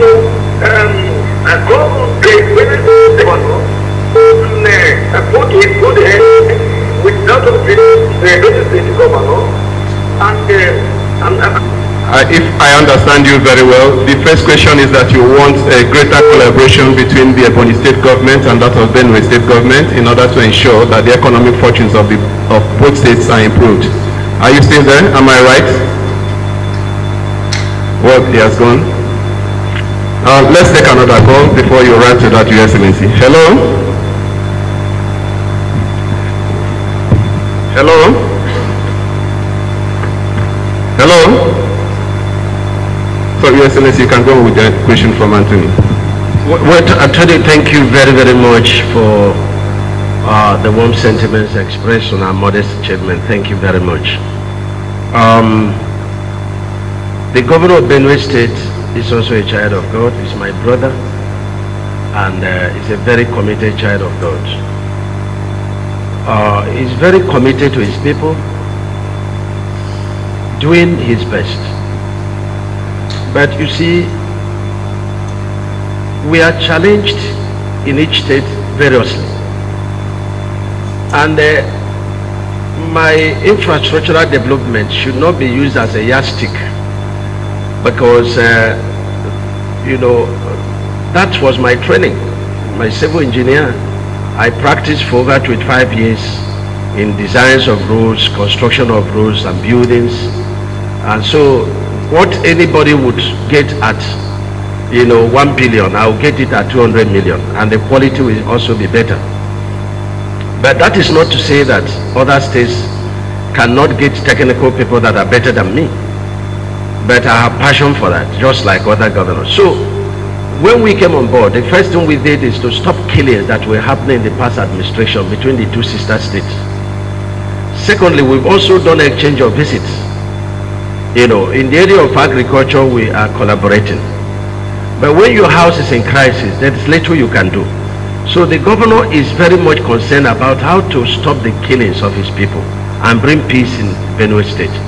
Without peace, there can be no development. So Tony, I encourage you to pray for him, and let's all pray. The human blood is sacred, and every time the human blood is spilled, the ground is cursed.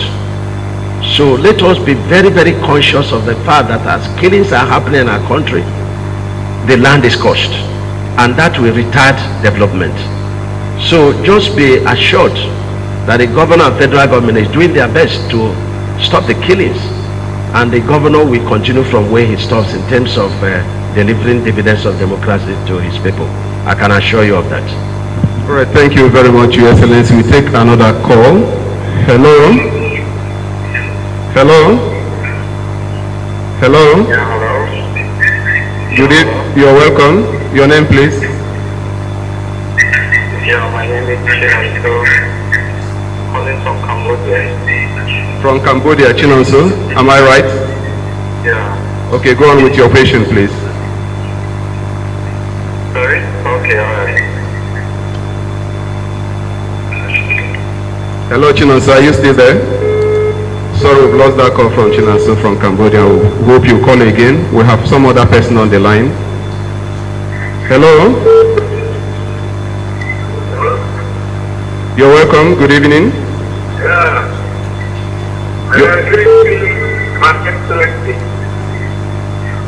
I am calling from UK. My name. I'm listening to all the talking and I quite appreciate you. It is a prophet that was divinely designed in heaven and came down here appointed to heaven. And people are really feeling it. I don't appreciate it for that. And I just want to request one thing. These children in primary school, they are the disturbed generation. And since we have problems, to the issue of this moral instruction students, the second place of primary school in a void text. It should not be concentrated only secondary school. Have no population of the primary school. So I request that His Excellency should elect our brother and Pastor Abraham was talking about placing moral instruction in primary school is very effective. Thank you and God bless. And I want to assure you that the 2019, of course, you are going because God is going to get that here and it's going to do something. God bless you. Thank you, sir. Well, thank you very much. He will react to the question, but please give us the permission to take one more call before His Excellency will react to your question. Hello? Sorry, I've lost that.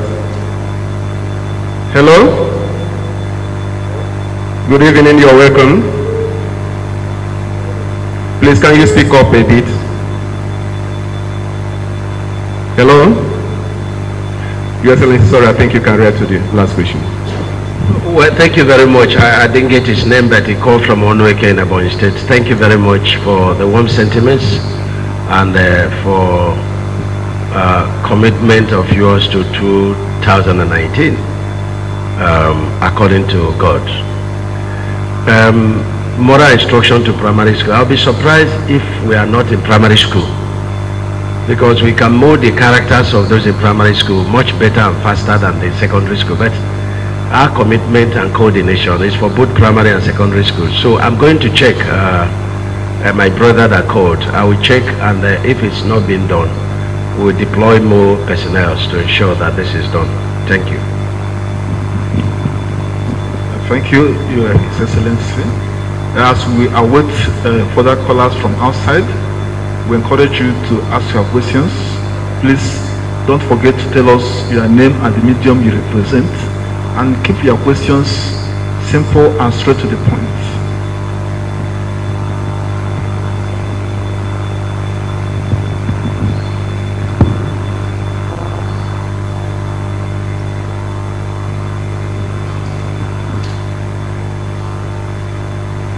ka na-esonyere anyị ka nọ ya na banquet hall bebe anyị nwere mmemme ịkparịta nkata ndị nta akụkọ dị iche iche nakwa gọvanọ na-achị Ebonyi steeti gaa n'ihu dịka ị na-esonyere anyị na 98.1 Salt FM nakwa igwe onyonyo Salt Television Abakaliki.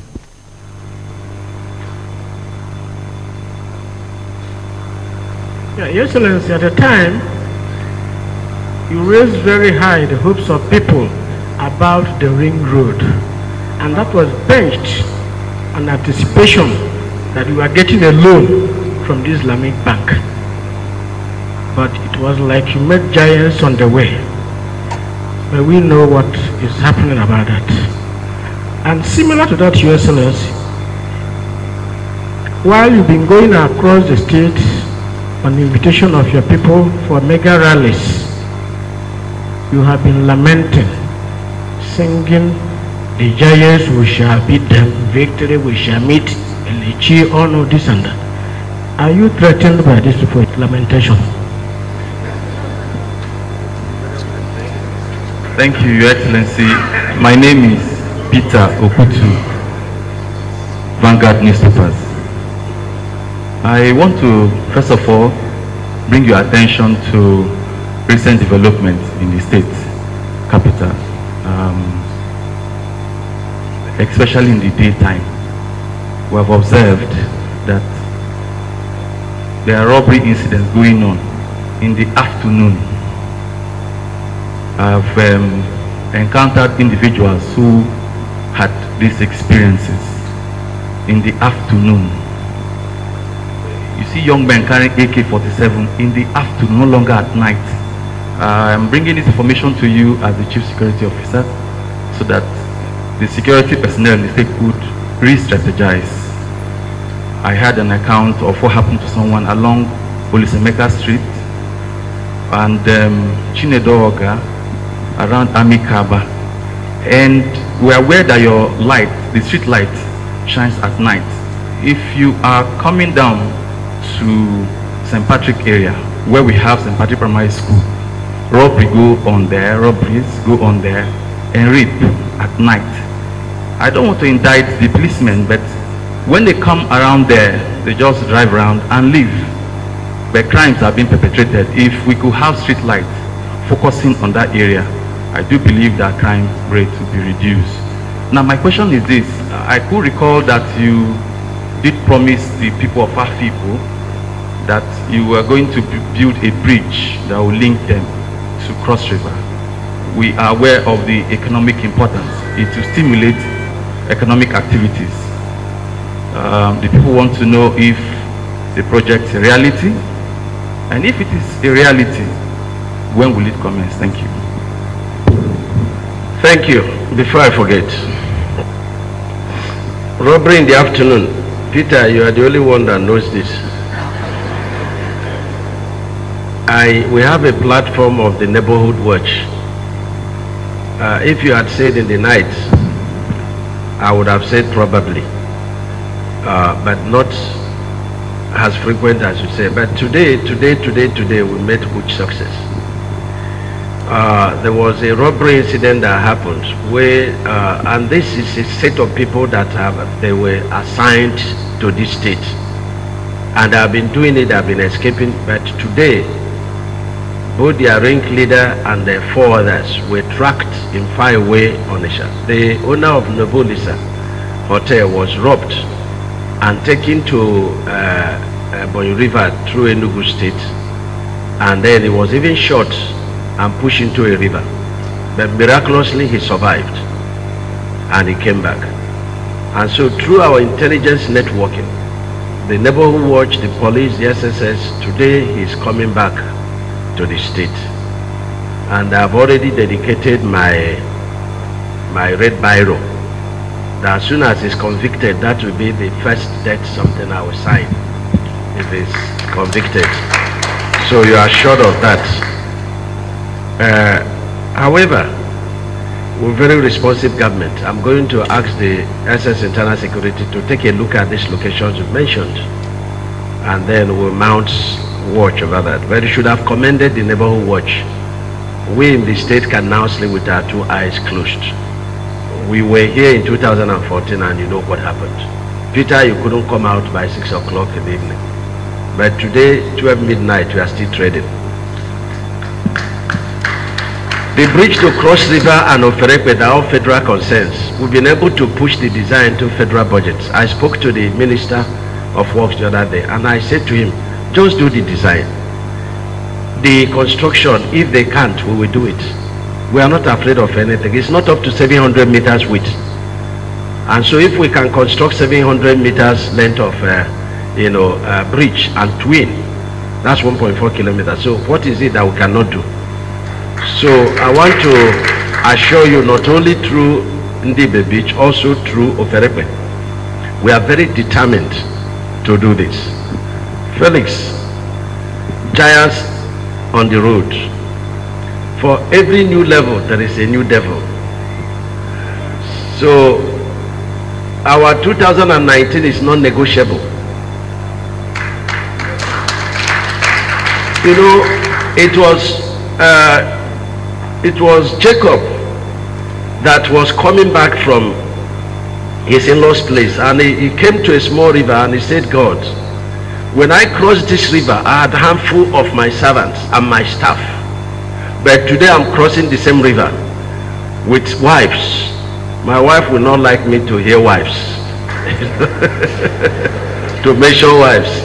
So, but Jacob said, I now have wives, have multitude of children, have multitude of animals. And so he built God an altar and worshipped there. When God crossed us that small river, we had no ESCO members. We had no House of Assembly. We had no commissioners. We had nobody. We had only God. And God took us through. How much more now that we have all this multitude of, supporters, and we have God, number one, and what we have achieved speaking for us. Who will stand against us in the land of Ebonyi? Because if my former boss, the Chief Elechi, entering Ebbc is a very big minus for Ebbc in Ebonyi State. Because when you stand to campaign and you tell them to vote Ebbc, because when you were in PDP, what did you do? And if a PDP is tagged to be corrupt, it means that you've carried the corruption to Ebbc. Because corruption is not allowed, it's not about party, it's about individuals. So when the individual that is corrupt moves from one party to the other, that party is infected with corruption. Is it the Minister of Science and Technology? He has no house in Ebonyi State. How will he govern Ebonyi State? He has no house. So these people are minuses for Ebbc. They are minuses. They cannot point to one person they have paid school fees for. So why will you think I'm threatened? When the coast is clear, all that they do is to continue to tell 2 or 3 people that they are going to use federal might. We are federal might to come and rig election. And Ebonyi youths have told them that if you want to rig election in Ebonyi State, write two things. You write the fake result that will not count, and then you write your will. Because nobody will rig election in Ebonyi State. So Felix, we are not threatened at all, because we are working for our people, and our people are very happy, and you are here to testify that we are at home with our people. Felix, you've stolen my paper. Somebody asked the last question. I've finished the questions. So the song we sing that we are able to go up and take the country is the new level. We are already there. The giants are the gossipers in social media. And so you don't ignore them. You still have to overrun them. That is what it is, Felix. But these people are minuses. And I can assure you they are not working for Mr. President. They want my seat. But my seat as far as east from the west, so is my seat far from them.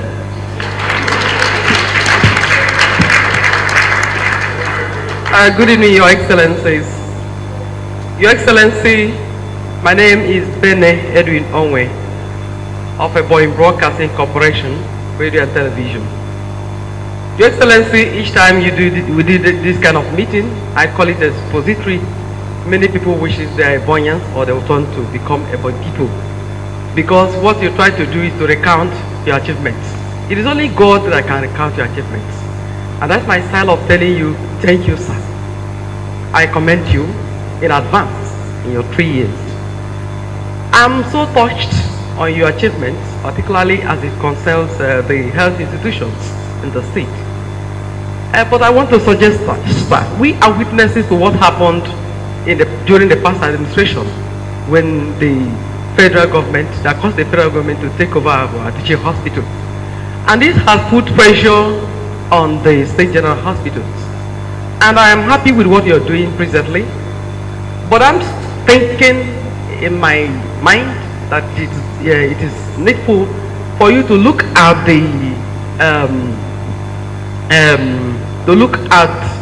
the workers, that is, take cognizance of the workforce of the general hospitals, because the manpower, I am precisely about the manpower that there's need for it to be increased. The manpower to be increased in the general hospitals so that it will meet up with the standard you're setting in the hospitals, because it will reduce the pressure on the teaching hospital. It will save lives in the rural areas.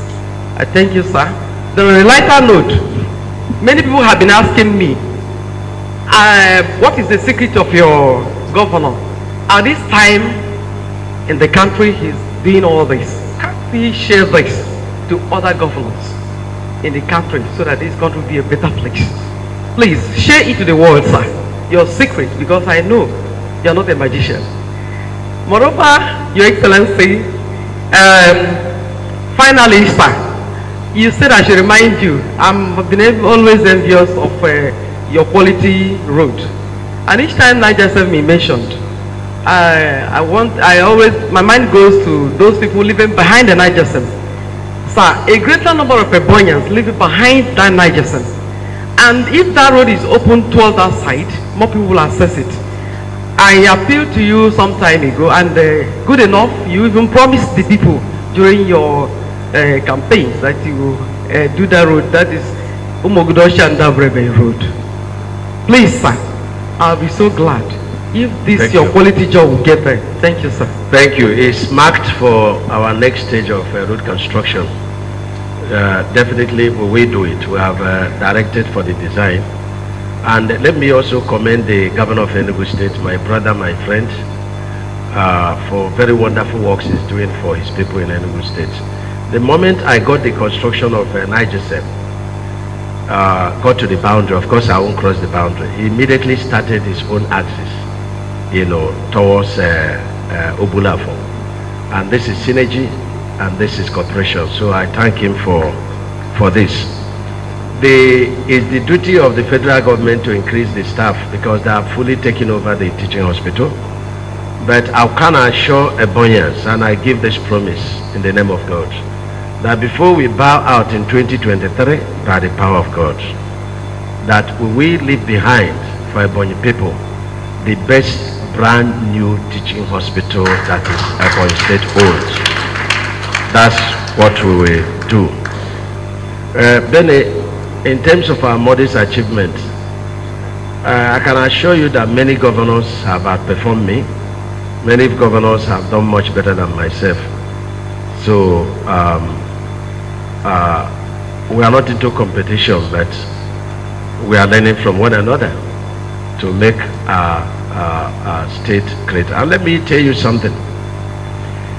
I disagree when anybody comes to say that, the PDP administration in the past, failed.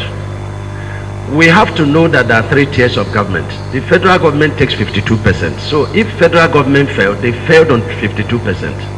Then the state have 48%. So let us understand when we say that a government has totally failed. If I fail in my state, I will not say, God forbid, according to my wife, I will not say that the president has failed. because he has given me all my rights and opportunities and privileges to perform for my people. So the states must be isolated and judged according to their performances. So you have to, evaluate the federal government performance. You evaluate all the states, not on the basis of political parties.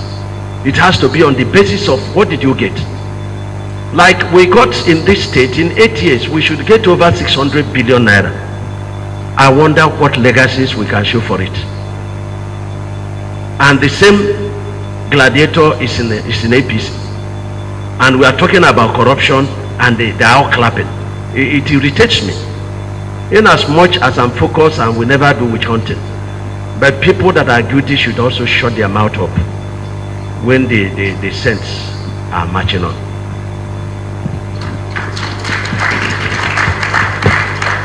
We thank you, His Excellency. You are one of the executive governors that don't parry questions. We take up each question frontally. Our lines are still open to the viewers outside there. You can be part of this program by reaching us on the following telephone lines: 0802 468 3108, 0802 468 3108, or still 0816 752 3746, 0816. Ya bụrụ na ị ka na-esonyere anyị ka nọ na banquet hall dị na Obi gọọmenti steeti a maka mkparịta ụbụbọ dị n'etiti aka na-achị steeti a nakwa ndị nta akụkọ dị iche iche. Ya bụrụ na nwere ajụjụ chọrọ ịjụ, ị ga-ahụ akara ekwentị na igwe onyonyo anyị. Please tell us who you are as you call and where you are calling from, and go straight to your question. You have only 60 seconds. Thank you again, Dan, for that, and then we'll go back to our callers. Hello? Hello? Hello? Good evening. Hello? Good evening, you're on the line. Ola is my name. Where are you calling from? I'm from Osun State. Osun State. Your name again, we didn't get your name clearly. Your name, please, again. Before you started the questioning Your Excellency, what you just said, I was really confused. Now the politician can just say what he said about the governors, how others are and how the corruption cases have been handled. I'm an SSC man, well known in my local government. What he said now really touched my mind. That power is unmoving. The cheating is a rotation thing. There is a way that God continues blessing the Excellency, his family, and his entire household. But he continues to increase in intelligence. I pray to God. I've never met him. I've never even listened to him. But I don't know the Excellency face to face. But what I just heard he said, now I was really touched. That's what I thought. I'm from other place. I don't know how to tell my name. Thank you, sir. All right, thank you very much, caller. And we take another. He's appreciating your disposition to governance, particularly your trust in God, and then the way you handle the question about corruption and the fight against corruption in Nigeria. Thank you very much. We take another caller. Hello. Hello, good evening. Good evening, you're welcome. Your name, please. My name is Okorosimi. I'm calling from School of the Blind of Nefia. Okay, go on, Simeon. I want to appreciate the governor, our pragmatic governor, for what he has been doing for the people living with disability, and want to thank him so much. And again, I want to remind him of our school, the Boy Special School of Ebbc, in the local government area, that the school he did his test. He should do something for the day much in the we did so that we're able to read and write our good. We need feeding fees. We need for him to be sponsoring our feeding here in the school. And also we need the school is not being fed. So we need all these things and other more things. We also appreciate him for the ones he has been doing for the best of the education. and the brothers. God continue to bless the state. Jesus name. Thank you very much. He called from Ebony State School of Blind Warfare. Blind. Yes, and he needs government in providing equipment and then fencing of the school. I'm calling from Benin City, Edo State. Thank you very much. You can go on with your operation. Hello? Yes, you're on the line. Go on with your operation, please, Paul. Yes, I want to first of all appreciate the governor of the state for all the things he has done for the Boyans. I want to say he should continue in that duty. By the grace of God, after he has won in 2019, he should continue so that by the end of his administration, after 8 years, he should write his name and go. I want to thank God for the Ebonians that in the group together, my friends, they talked about him well, and he has done well for the state. So we should continue. That is just what I want to say. Thank you very much. Thank you very much, Paul. Your Excellency, you can now respond. What is it? Paul, he called from Edo State. Oh. Paul, thank you very much for the warm appreciation. Thank you, God. We continue to help us. Is it Julius or Simeon that called from School of Blind that needed equipping the school and fencing? Let our father in the Lord, Father Abraham Wale, immediately evaluate the School of Blind so that we can commence fencing by next week. And thank you very much for appreciating us. Ankola, thank you very much from Osun State, appreciating the comments on fight against corruption. Yes, fight against corruption should be proactive and not reactive. Reactive is punishing our people. Proactive is, really the fight against corruption. And I've advocated that the corruption agencies should establish their offices in each of the states so that they can, look at the federal agency without prejudice to the only rights to look at state government account reserved for the houses of assembly of each of the states. It is the right of the houses of assembly to probe the accounts of states and not that of EFCC or ICPC. But on a good note, he that that must come to justice must come with clean hands. So if you have nothing to hide and you request me you want to see my books, I will ask you to come and see my books. But if it's politically motivated, I will say no. And then we go back to the constitution. This is very important. And all the people that are fighting corruption, he that must cast the first stone, he that should cast that is without blames should cast the first stone. Let us love ourselves. Let us see how we can invent love. We need love to exist together. We need love to move together. We need to fight corruption and eradicate corruption so that we can preserve future for our children. And I commend Mr. President for this. I commend him also for his integrity. But we must dovetail this from the up to down so that we can, because this is a cycle, and let it not continue. Power belongs to God. When God brings this set of people, they will be fighting this set of people. It brings a lot of hatred and anarchy. Let us find means. For me, is to declare amnesty so that whoever that has stolen this money of this country should have a time to bring it out. After that time, whether you are in this party or in this party, then we will all go after you to bring the money. It is the future of our people. So I want to thank Rex. Rex, I'm tired now. I never try. And thank Dan, thank Funke that came all the way from Lagos, and thank the chairman of NUJ, and thank all the journalists and the leaders of the state, and of course thank Her Excellency for her both loving support and moral support. And so I thank Ebonians for all the calls of appreciation. It gives us a lot of courage and it gives us a lot of hope that our sleepless nights are not in vain and that our commitment to the plight of our people to change our direction is not in vain. Above all, with all gratitude to God Almighty, we will continue to say to Him every day, it is through you that we came, and it is only through you that we are sustained. God bless you and thank you very much. I want to thank you, Your Excellency. And that clapping is not good enough.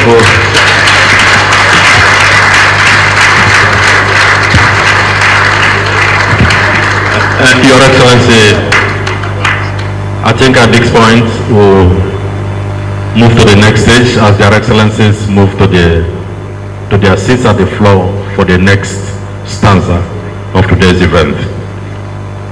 Please, a better round of applause for His Excellency the Governor. Thank you very much, Your Excellency, for extensively presenting your report card.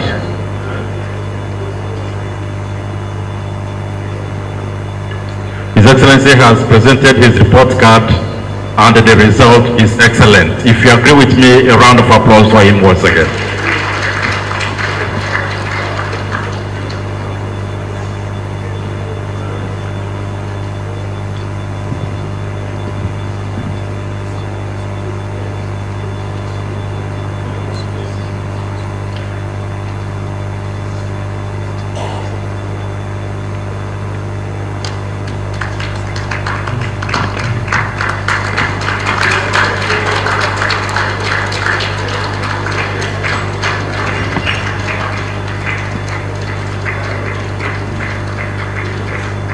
Veronica na-esonyere anyị na ya bụ ihe omume bụ mkparịta ụbọ dị n'etiti aka na-achị steeti a nakwa ndị nta akụkọ dị iche iche. Ị ga-amata na agba nke mbụ agaala dịka anyị na-akwadozi ịbanye na agba nke abụọ na ya bụ ihe omume. Gbaa mbọ hụ na ị na-esonyere anyị na igwe onyonyo Salt TV Abakaliki nakwa igwe okwu radio 98.1 Salt FM Abakaliki. Gaa n'ihu ike na-esonyere anyị. The next phase will commence any moment from now. Thank you.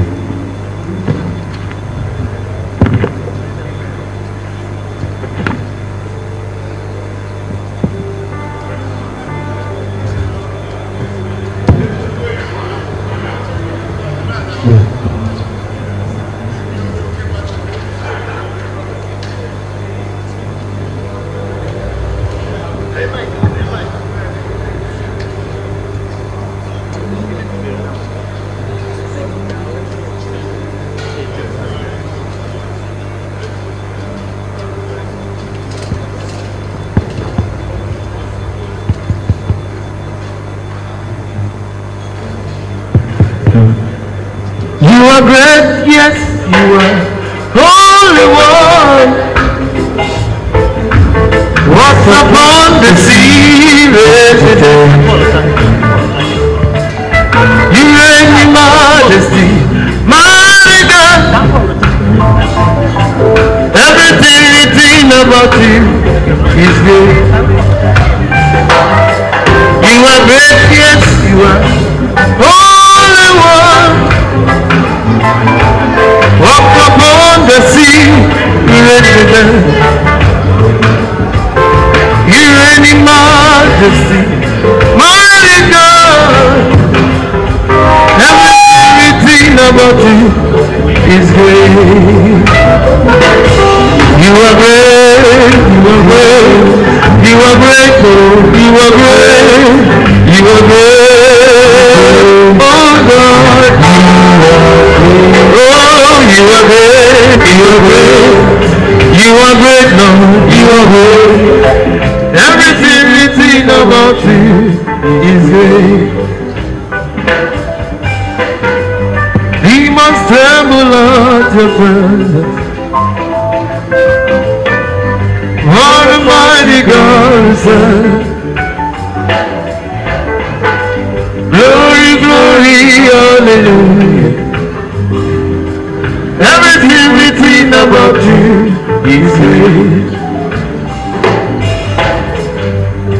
Demons tremble at your presence. What a mighty God we serve. Glory, glory, hallelujah. Everything written about you is great. You are great, you are great, you are great, you are great, you are great, oh Lord, you are great, oh you are great, you are great, oh Lord, you are great, everything written about you is great. Just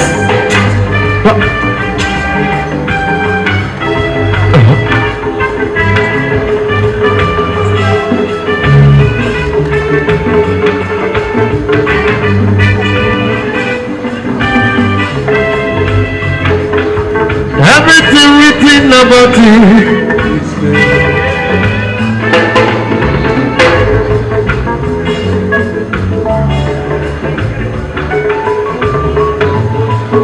What a mighty God we serve.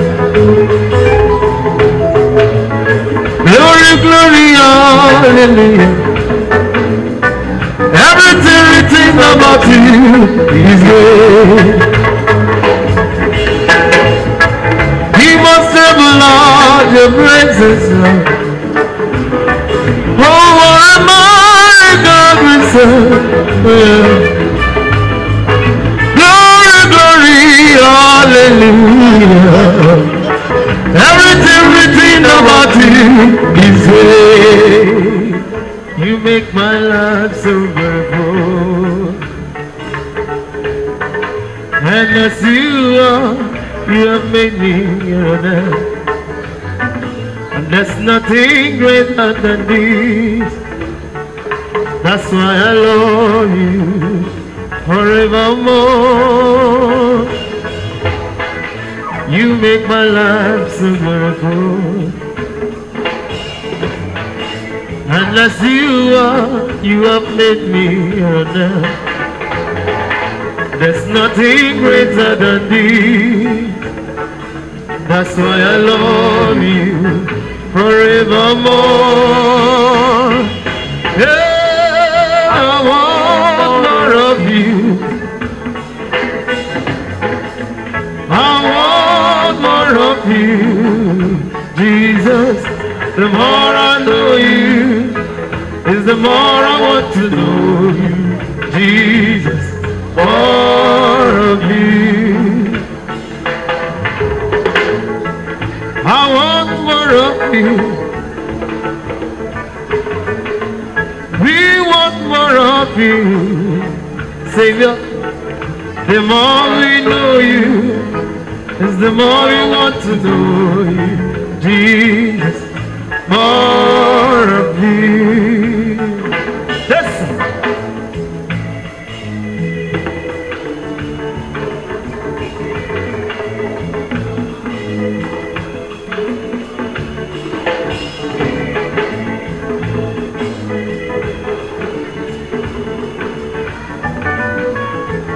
We want more of you, Baba. Upon your steps, want more of you, Savior. The more we know you, is the more we want to know you, Jesus. More of you. Yeguzam nekelegi, imane guzam nadakama. Yeguzam nekelegi, imane guzam nadakama. Iman. Yeguzam nekelegi, iman. Yeguzam nekelegi, iman.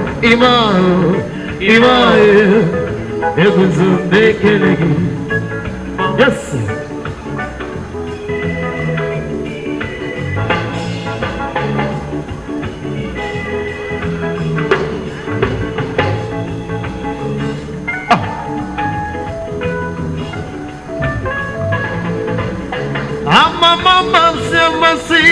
guzo nekele onye nyere Ebonyi steeti ezi gọvanọ mara mma onye nyere onye ọkụ bara ọha ya divine mandate yo obere izizi yo anyị guzo nekele imamo anyị guzo nekele right.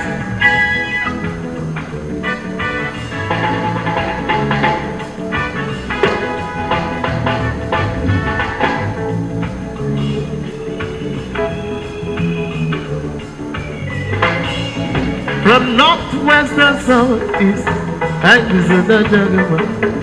And if I come in the Merani Neboni, and I take your new, I am a giver in Gabido cover. I see the color, they cannot come below. They came also. I say, Kelonia Kidina Congo. I was a day hamburger. Imana Guzo de Kelegi. Imana guzo na Jagama. Leno komonani si mama. Obi mechuku ni meo. Onye wera kubara wetayema.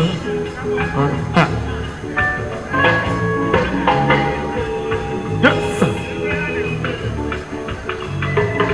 Ebonyi state aburola lansoye. Aburolo bodama. Lebi nyaka igisi. Okwane gweti yovano. Imana guzo nekelego, Imana guzo na Jagama. Oh, Imao,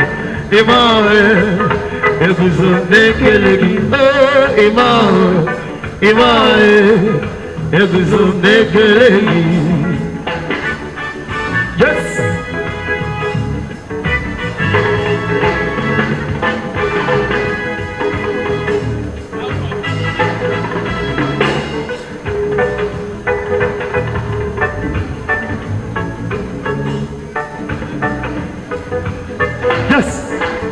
It is well, in the name of Jesus, it is well with our soul today. Whether the devil likes it or not, it is well, in the name of Jesus, it is well with our soul today. I say, Israel, Israel, in the name of Jaja, it is well with the Ebonyi state today. In the name of Jesus, it is well, in the name of Jesus, it is well with our soul today. Oh, oh, oh, oh, oh,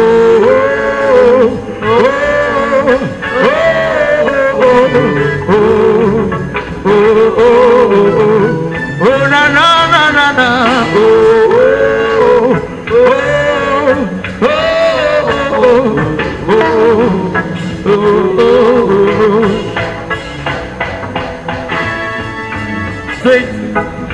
it is in the afternoon time, the evening time, we are so today.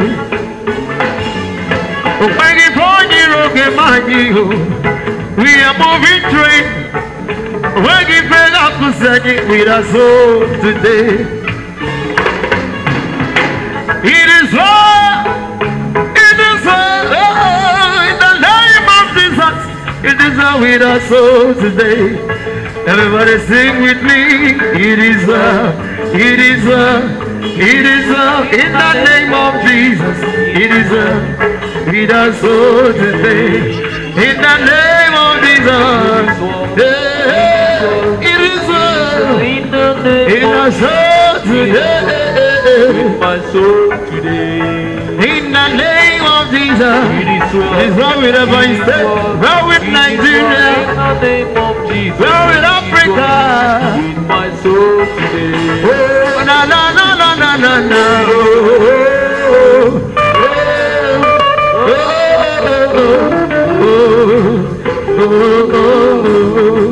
Oh, na na na na na.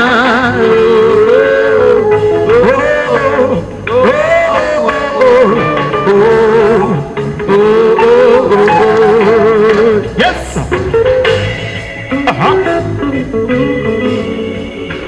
Thank you.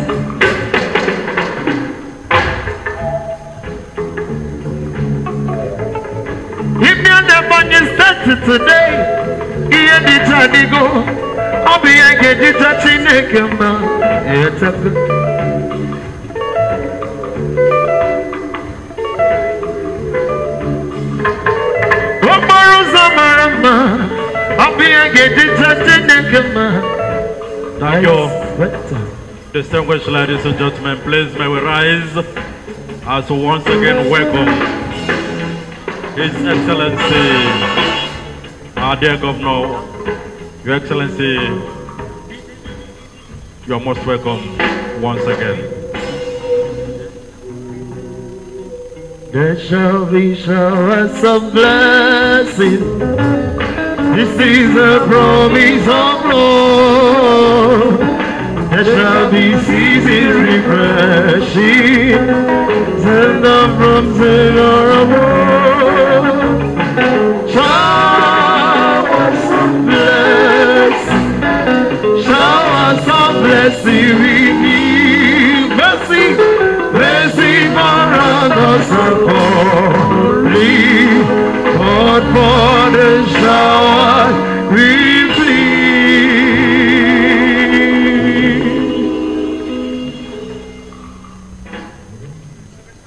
Thank you very much. Please may we resume our seat. Your Excellencies, distinguished ladies and gentlemen, may I inform you that Her Excellency, our dear mother, a caring mother, has provided a very sumptuous meal for us tonight, and it is now time for dinner. Please, if you are ready, we would like to at this point request Her Excellency to please lead others to a dinner. Your Excellency, ma'am. The lamp.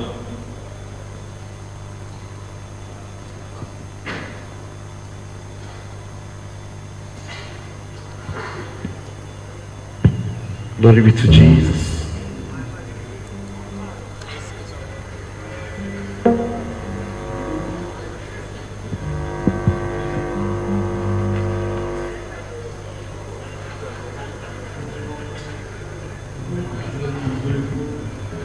Adina aka nakwa na banquet hall dị na Obi gọọmenti steeti a maka mkparịta ụbọbọ dị n'etiti aka na-achị steeti a nakwa ndị nta akụkọ sitere na mgbasa ozi dị iche iche. Bambo onye na-esonyere anyị dịka ya bụ ihe omume na-aga ikem. Aha m bụ Chineme Nweke. Onye nwe maka onye ndị Ebonyi bụkwara onye nke n'ọma n'ezie ndị Ebonyi bụkwara onye nke n'ọzọ n'ezie Una nuga kuko mebi. Una nuga kuko diebe. Emureze na degi huberecho. Mamu ya delobe. Eze. Onye we moka ome. Ebonyi nubuko ye keloma.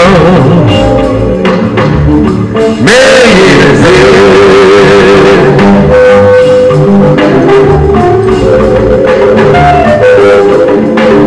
Oti na oga pe kukara mo. Oga no poluzo ka owari. Eze mkora kubo di ipe. Eze na digi jobe. Eze bo. Onye we moka ome. Nde bonyi mukoro ege lozo. Meyeze. Ibulonye bonyi mukoro ege lozo. Ikiloma. Meyeze. Mukoro ege lozo. Meyeze.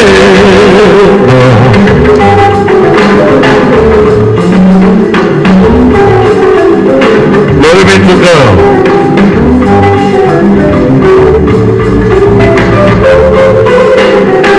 Una nuga kuko mebi. Ndi abonyi una nuga na kuko ebonyi faith. Otu Chineke si wee buli ebonyi faith eluwo. Ndi kwere ya si eme. Una nuga kuko David Mario. Una nuga kuko Tuchukwu mere ebonyi eze. Una nuga kuko nke dị ebube. Osi n'ụbụrụ wepụta onye ga-edozi ebonyi. Chetakwa n'ọba ebonyi bụ sons of the nation. Ojezi obodo ebe a na-esi mmanya na-ewepụta onye ga-edozi ya bụ obodo. What a divine coincidence. O nwere onye ga-edoziri gị obodo gị na-abụghị mma mụrụ na kọmpaụnd. Ọ bụla ezi nwafọ anyị ji mọnụ. His Excellency Engineer David Umahi. Nwoke Chineke hụrụ n'anya koko. Ndị ahụ na-ahụ ụzọ ahụlighị ọnụ. Ndị hụrụ ma ekweghị ekwe na ọ gbara ka ikpe mara. Ndị si na debe arụgọrụ na ọ bụla ka ikpe mara. Eriri si na ya erighị bụ onye ụcha jụrụ ajụ. Ọhụrụ si na ya ahụghị ya ka ikpe mara ma. Ndị Ebonyi ka Chineke nagoziri agozi. Eziokwu n'ihe na-emegbu ụra dị n'elu ụwa. Bịanụ n'ụlọ akụkọ mgbe ebi. Bịakwanụ bịa n'ụlọ akụkọ dị ebube. Ebonyi obodo ajụrụ ajụ bụzi isi kuku lọta.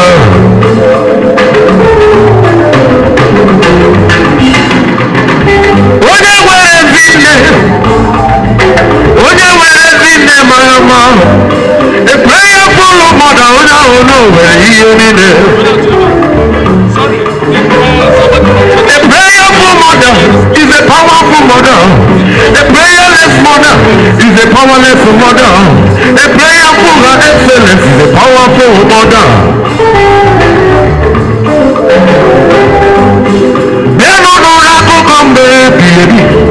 Ndị Ebonyi bịanụ n'ụlọ akụkọ mgbe ebi. Ewo, ọ na-eme ndị iro anyị ma m n'anya. A prayerful mother is a powerful mother. A prayerful Christian is a powerful Christian. A prayerless Christian is a powerless Christian. A prayerful governor is a powerful governor. A prayerful Christian is a powerful Christian. A prayerless Christian is a powerless Christian. Yellow Bukuru Ekilomba. Meyeze. Ndebonyi Bukuru Ekilomba. Meyeze. akụkọ dị ebube n'ihi na mmadụ rapụrụ mbe soro Jizọs mmadụ na Jizọs eweburu enyi akụkọ dị ebube ọ dị ebube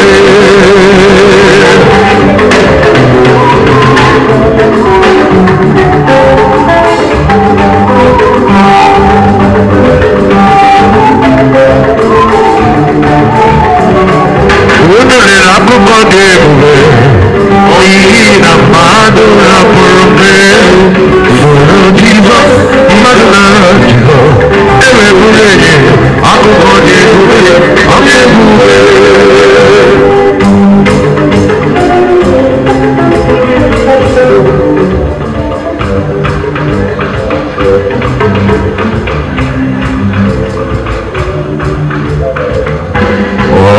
Thank you, Father. Thank you, Father. Thank you, Lord, for saving my soul.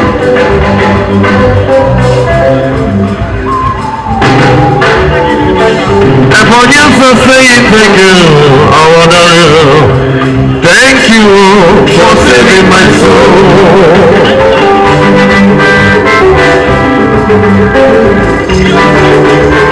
Oh, thank you, Father. Thank you, Father. Thank you for saving my soul. Allah Saru, for saving my soul. For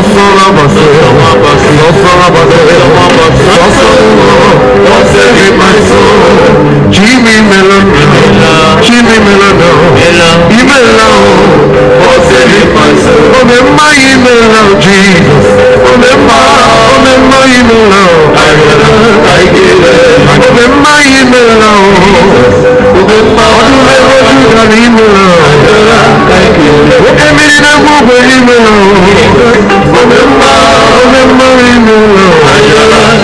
All the money we give her, my soul to the giver. Remember Imelo, Jesus. Remember Imelo,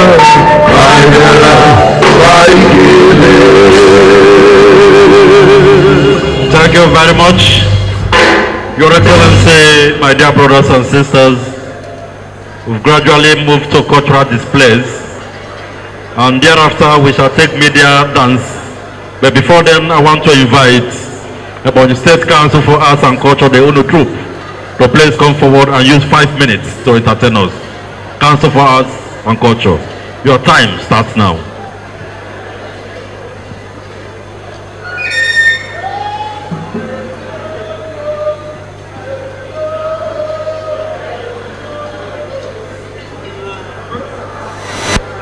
dịka ya bụ ihe mmeka na-aga n'ihu, anyị ka na-atụkwa anya ndị egwu ọdịnala dị iche iche ịbịa gosipụta nke eji wee mara ha dịka o si gbasatara ya bụ egwu ọdịnala. Gbaa mbọ hụ na na-esonyere anyị na ya bụ ihe omume n'ihi na ọtụtụ ihe ka anyị ji wee bịa na nke taa. Gaa n'ihu na-esonyere anyị.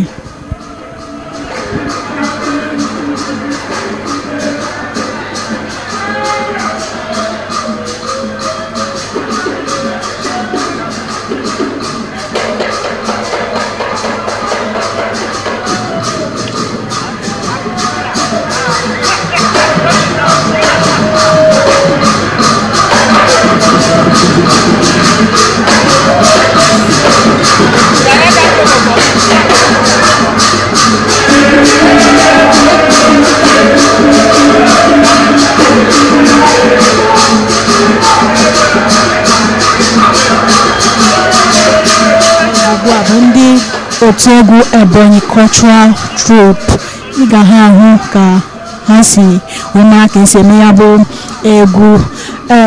Ọ masị gị, ma mbọ hụ na ịhapụrụ igwe okwu gị na 98.1 Salt FM nakwa igwe onyonyo gị na Salt Television Abakaliki bụ ebe ya bụ ihe si akpọtụ.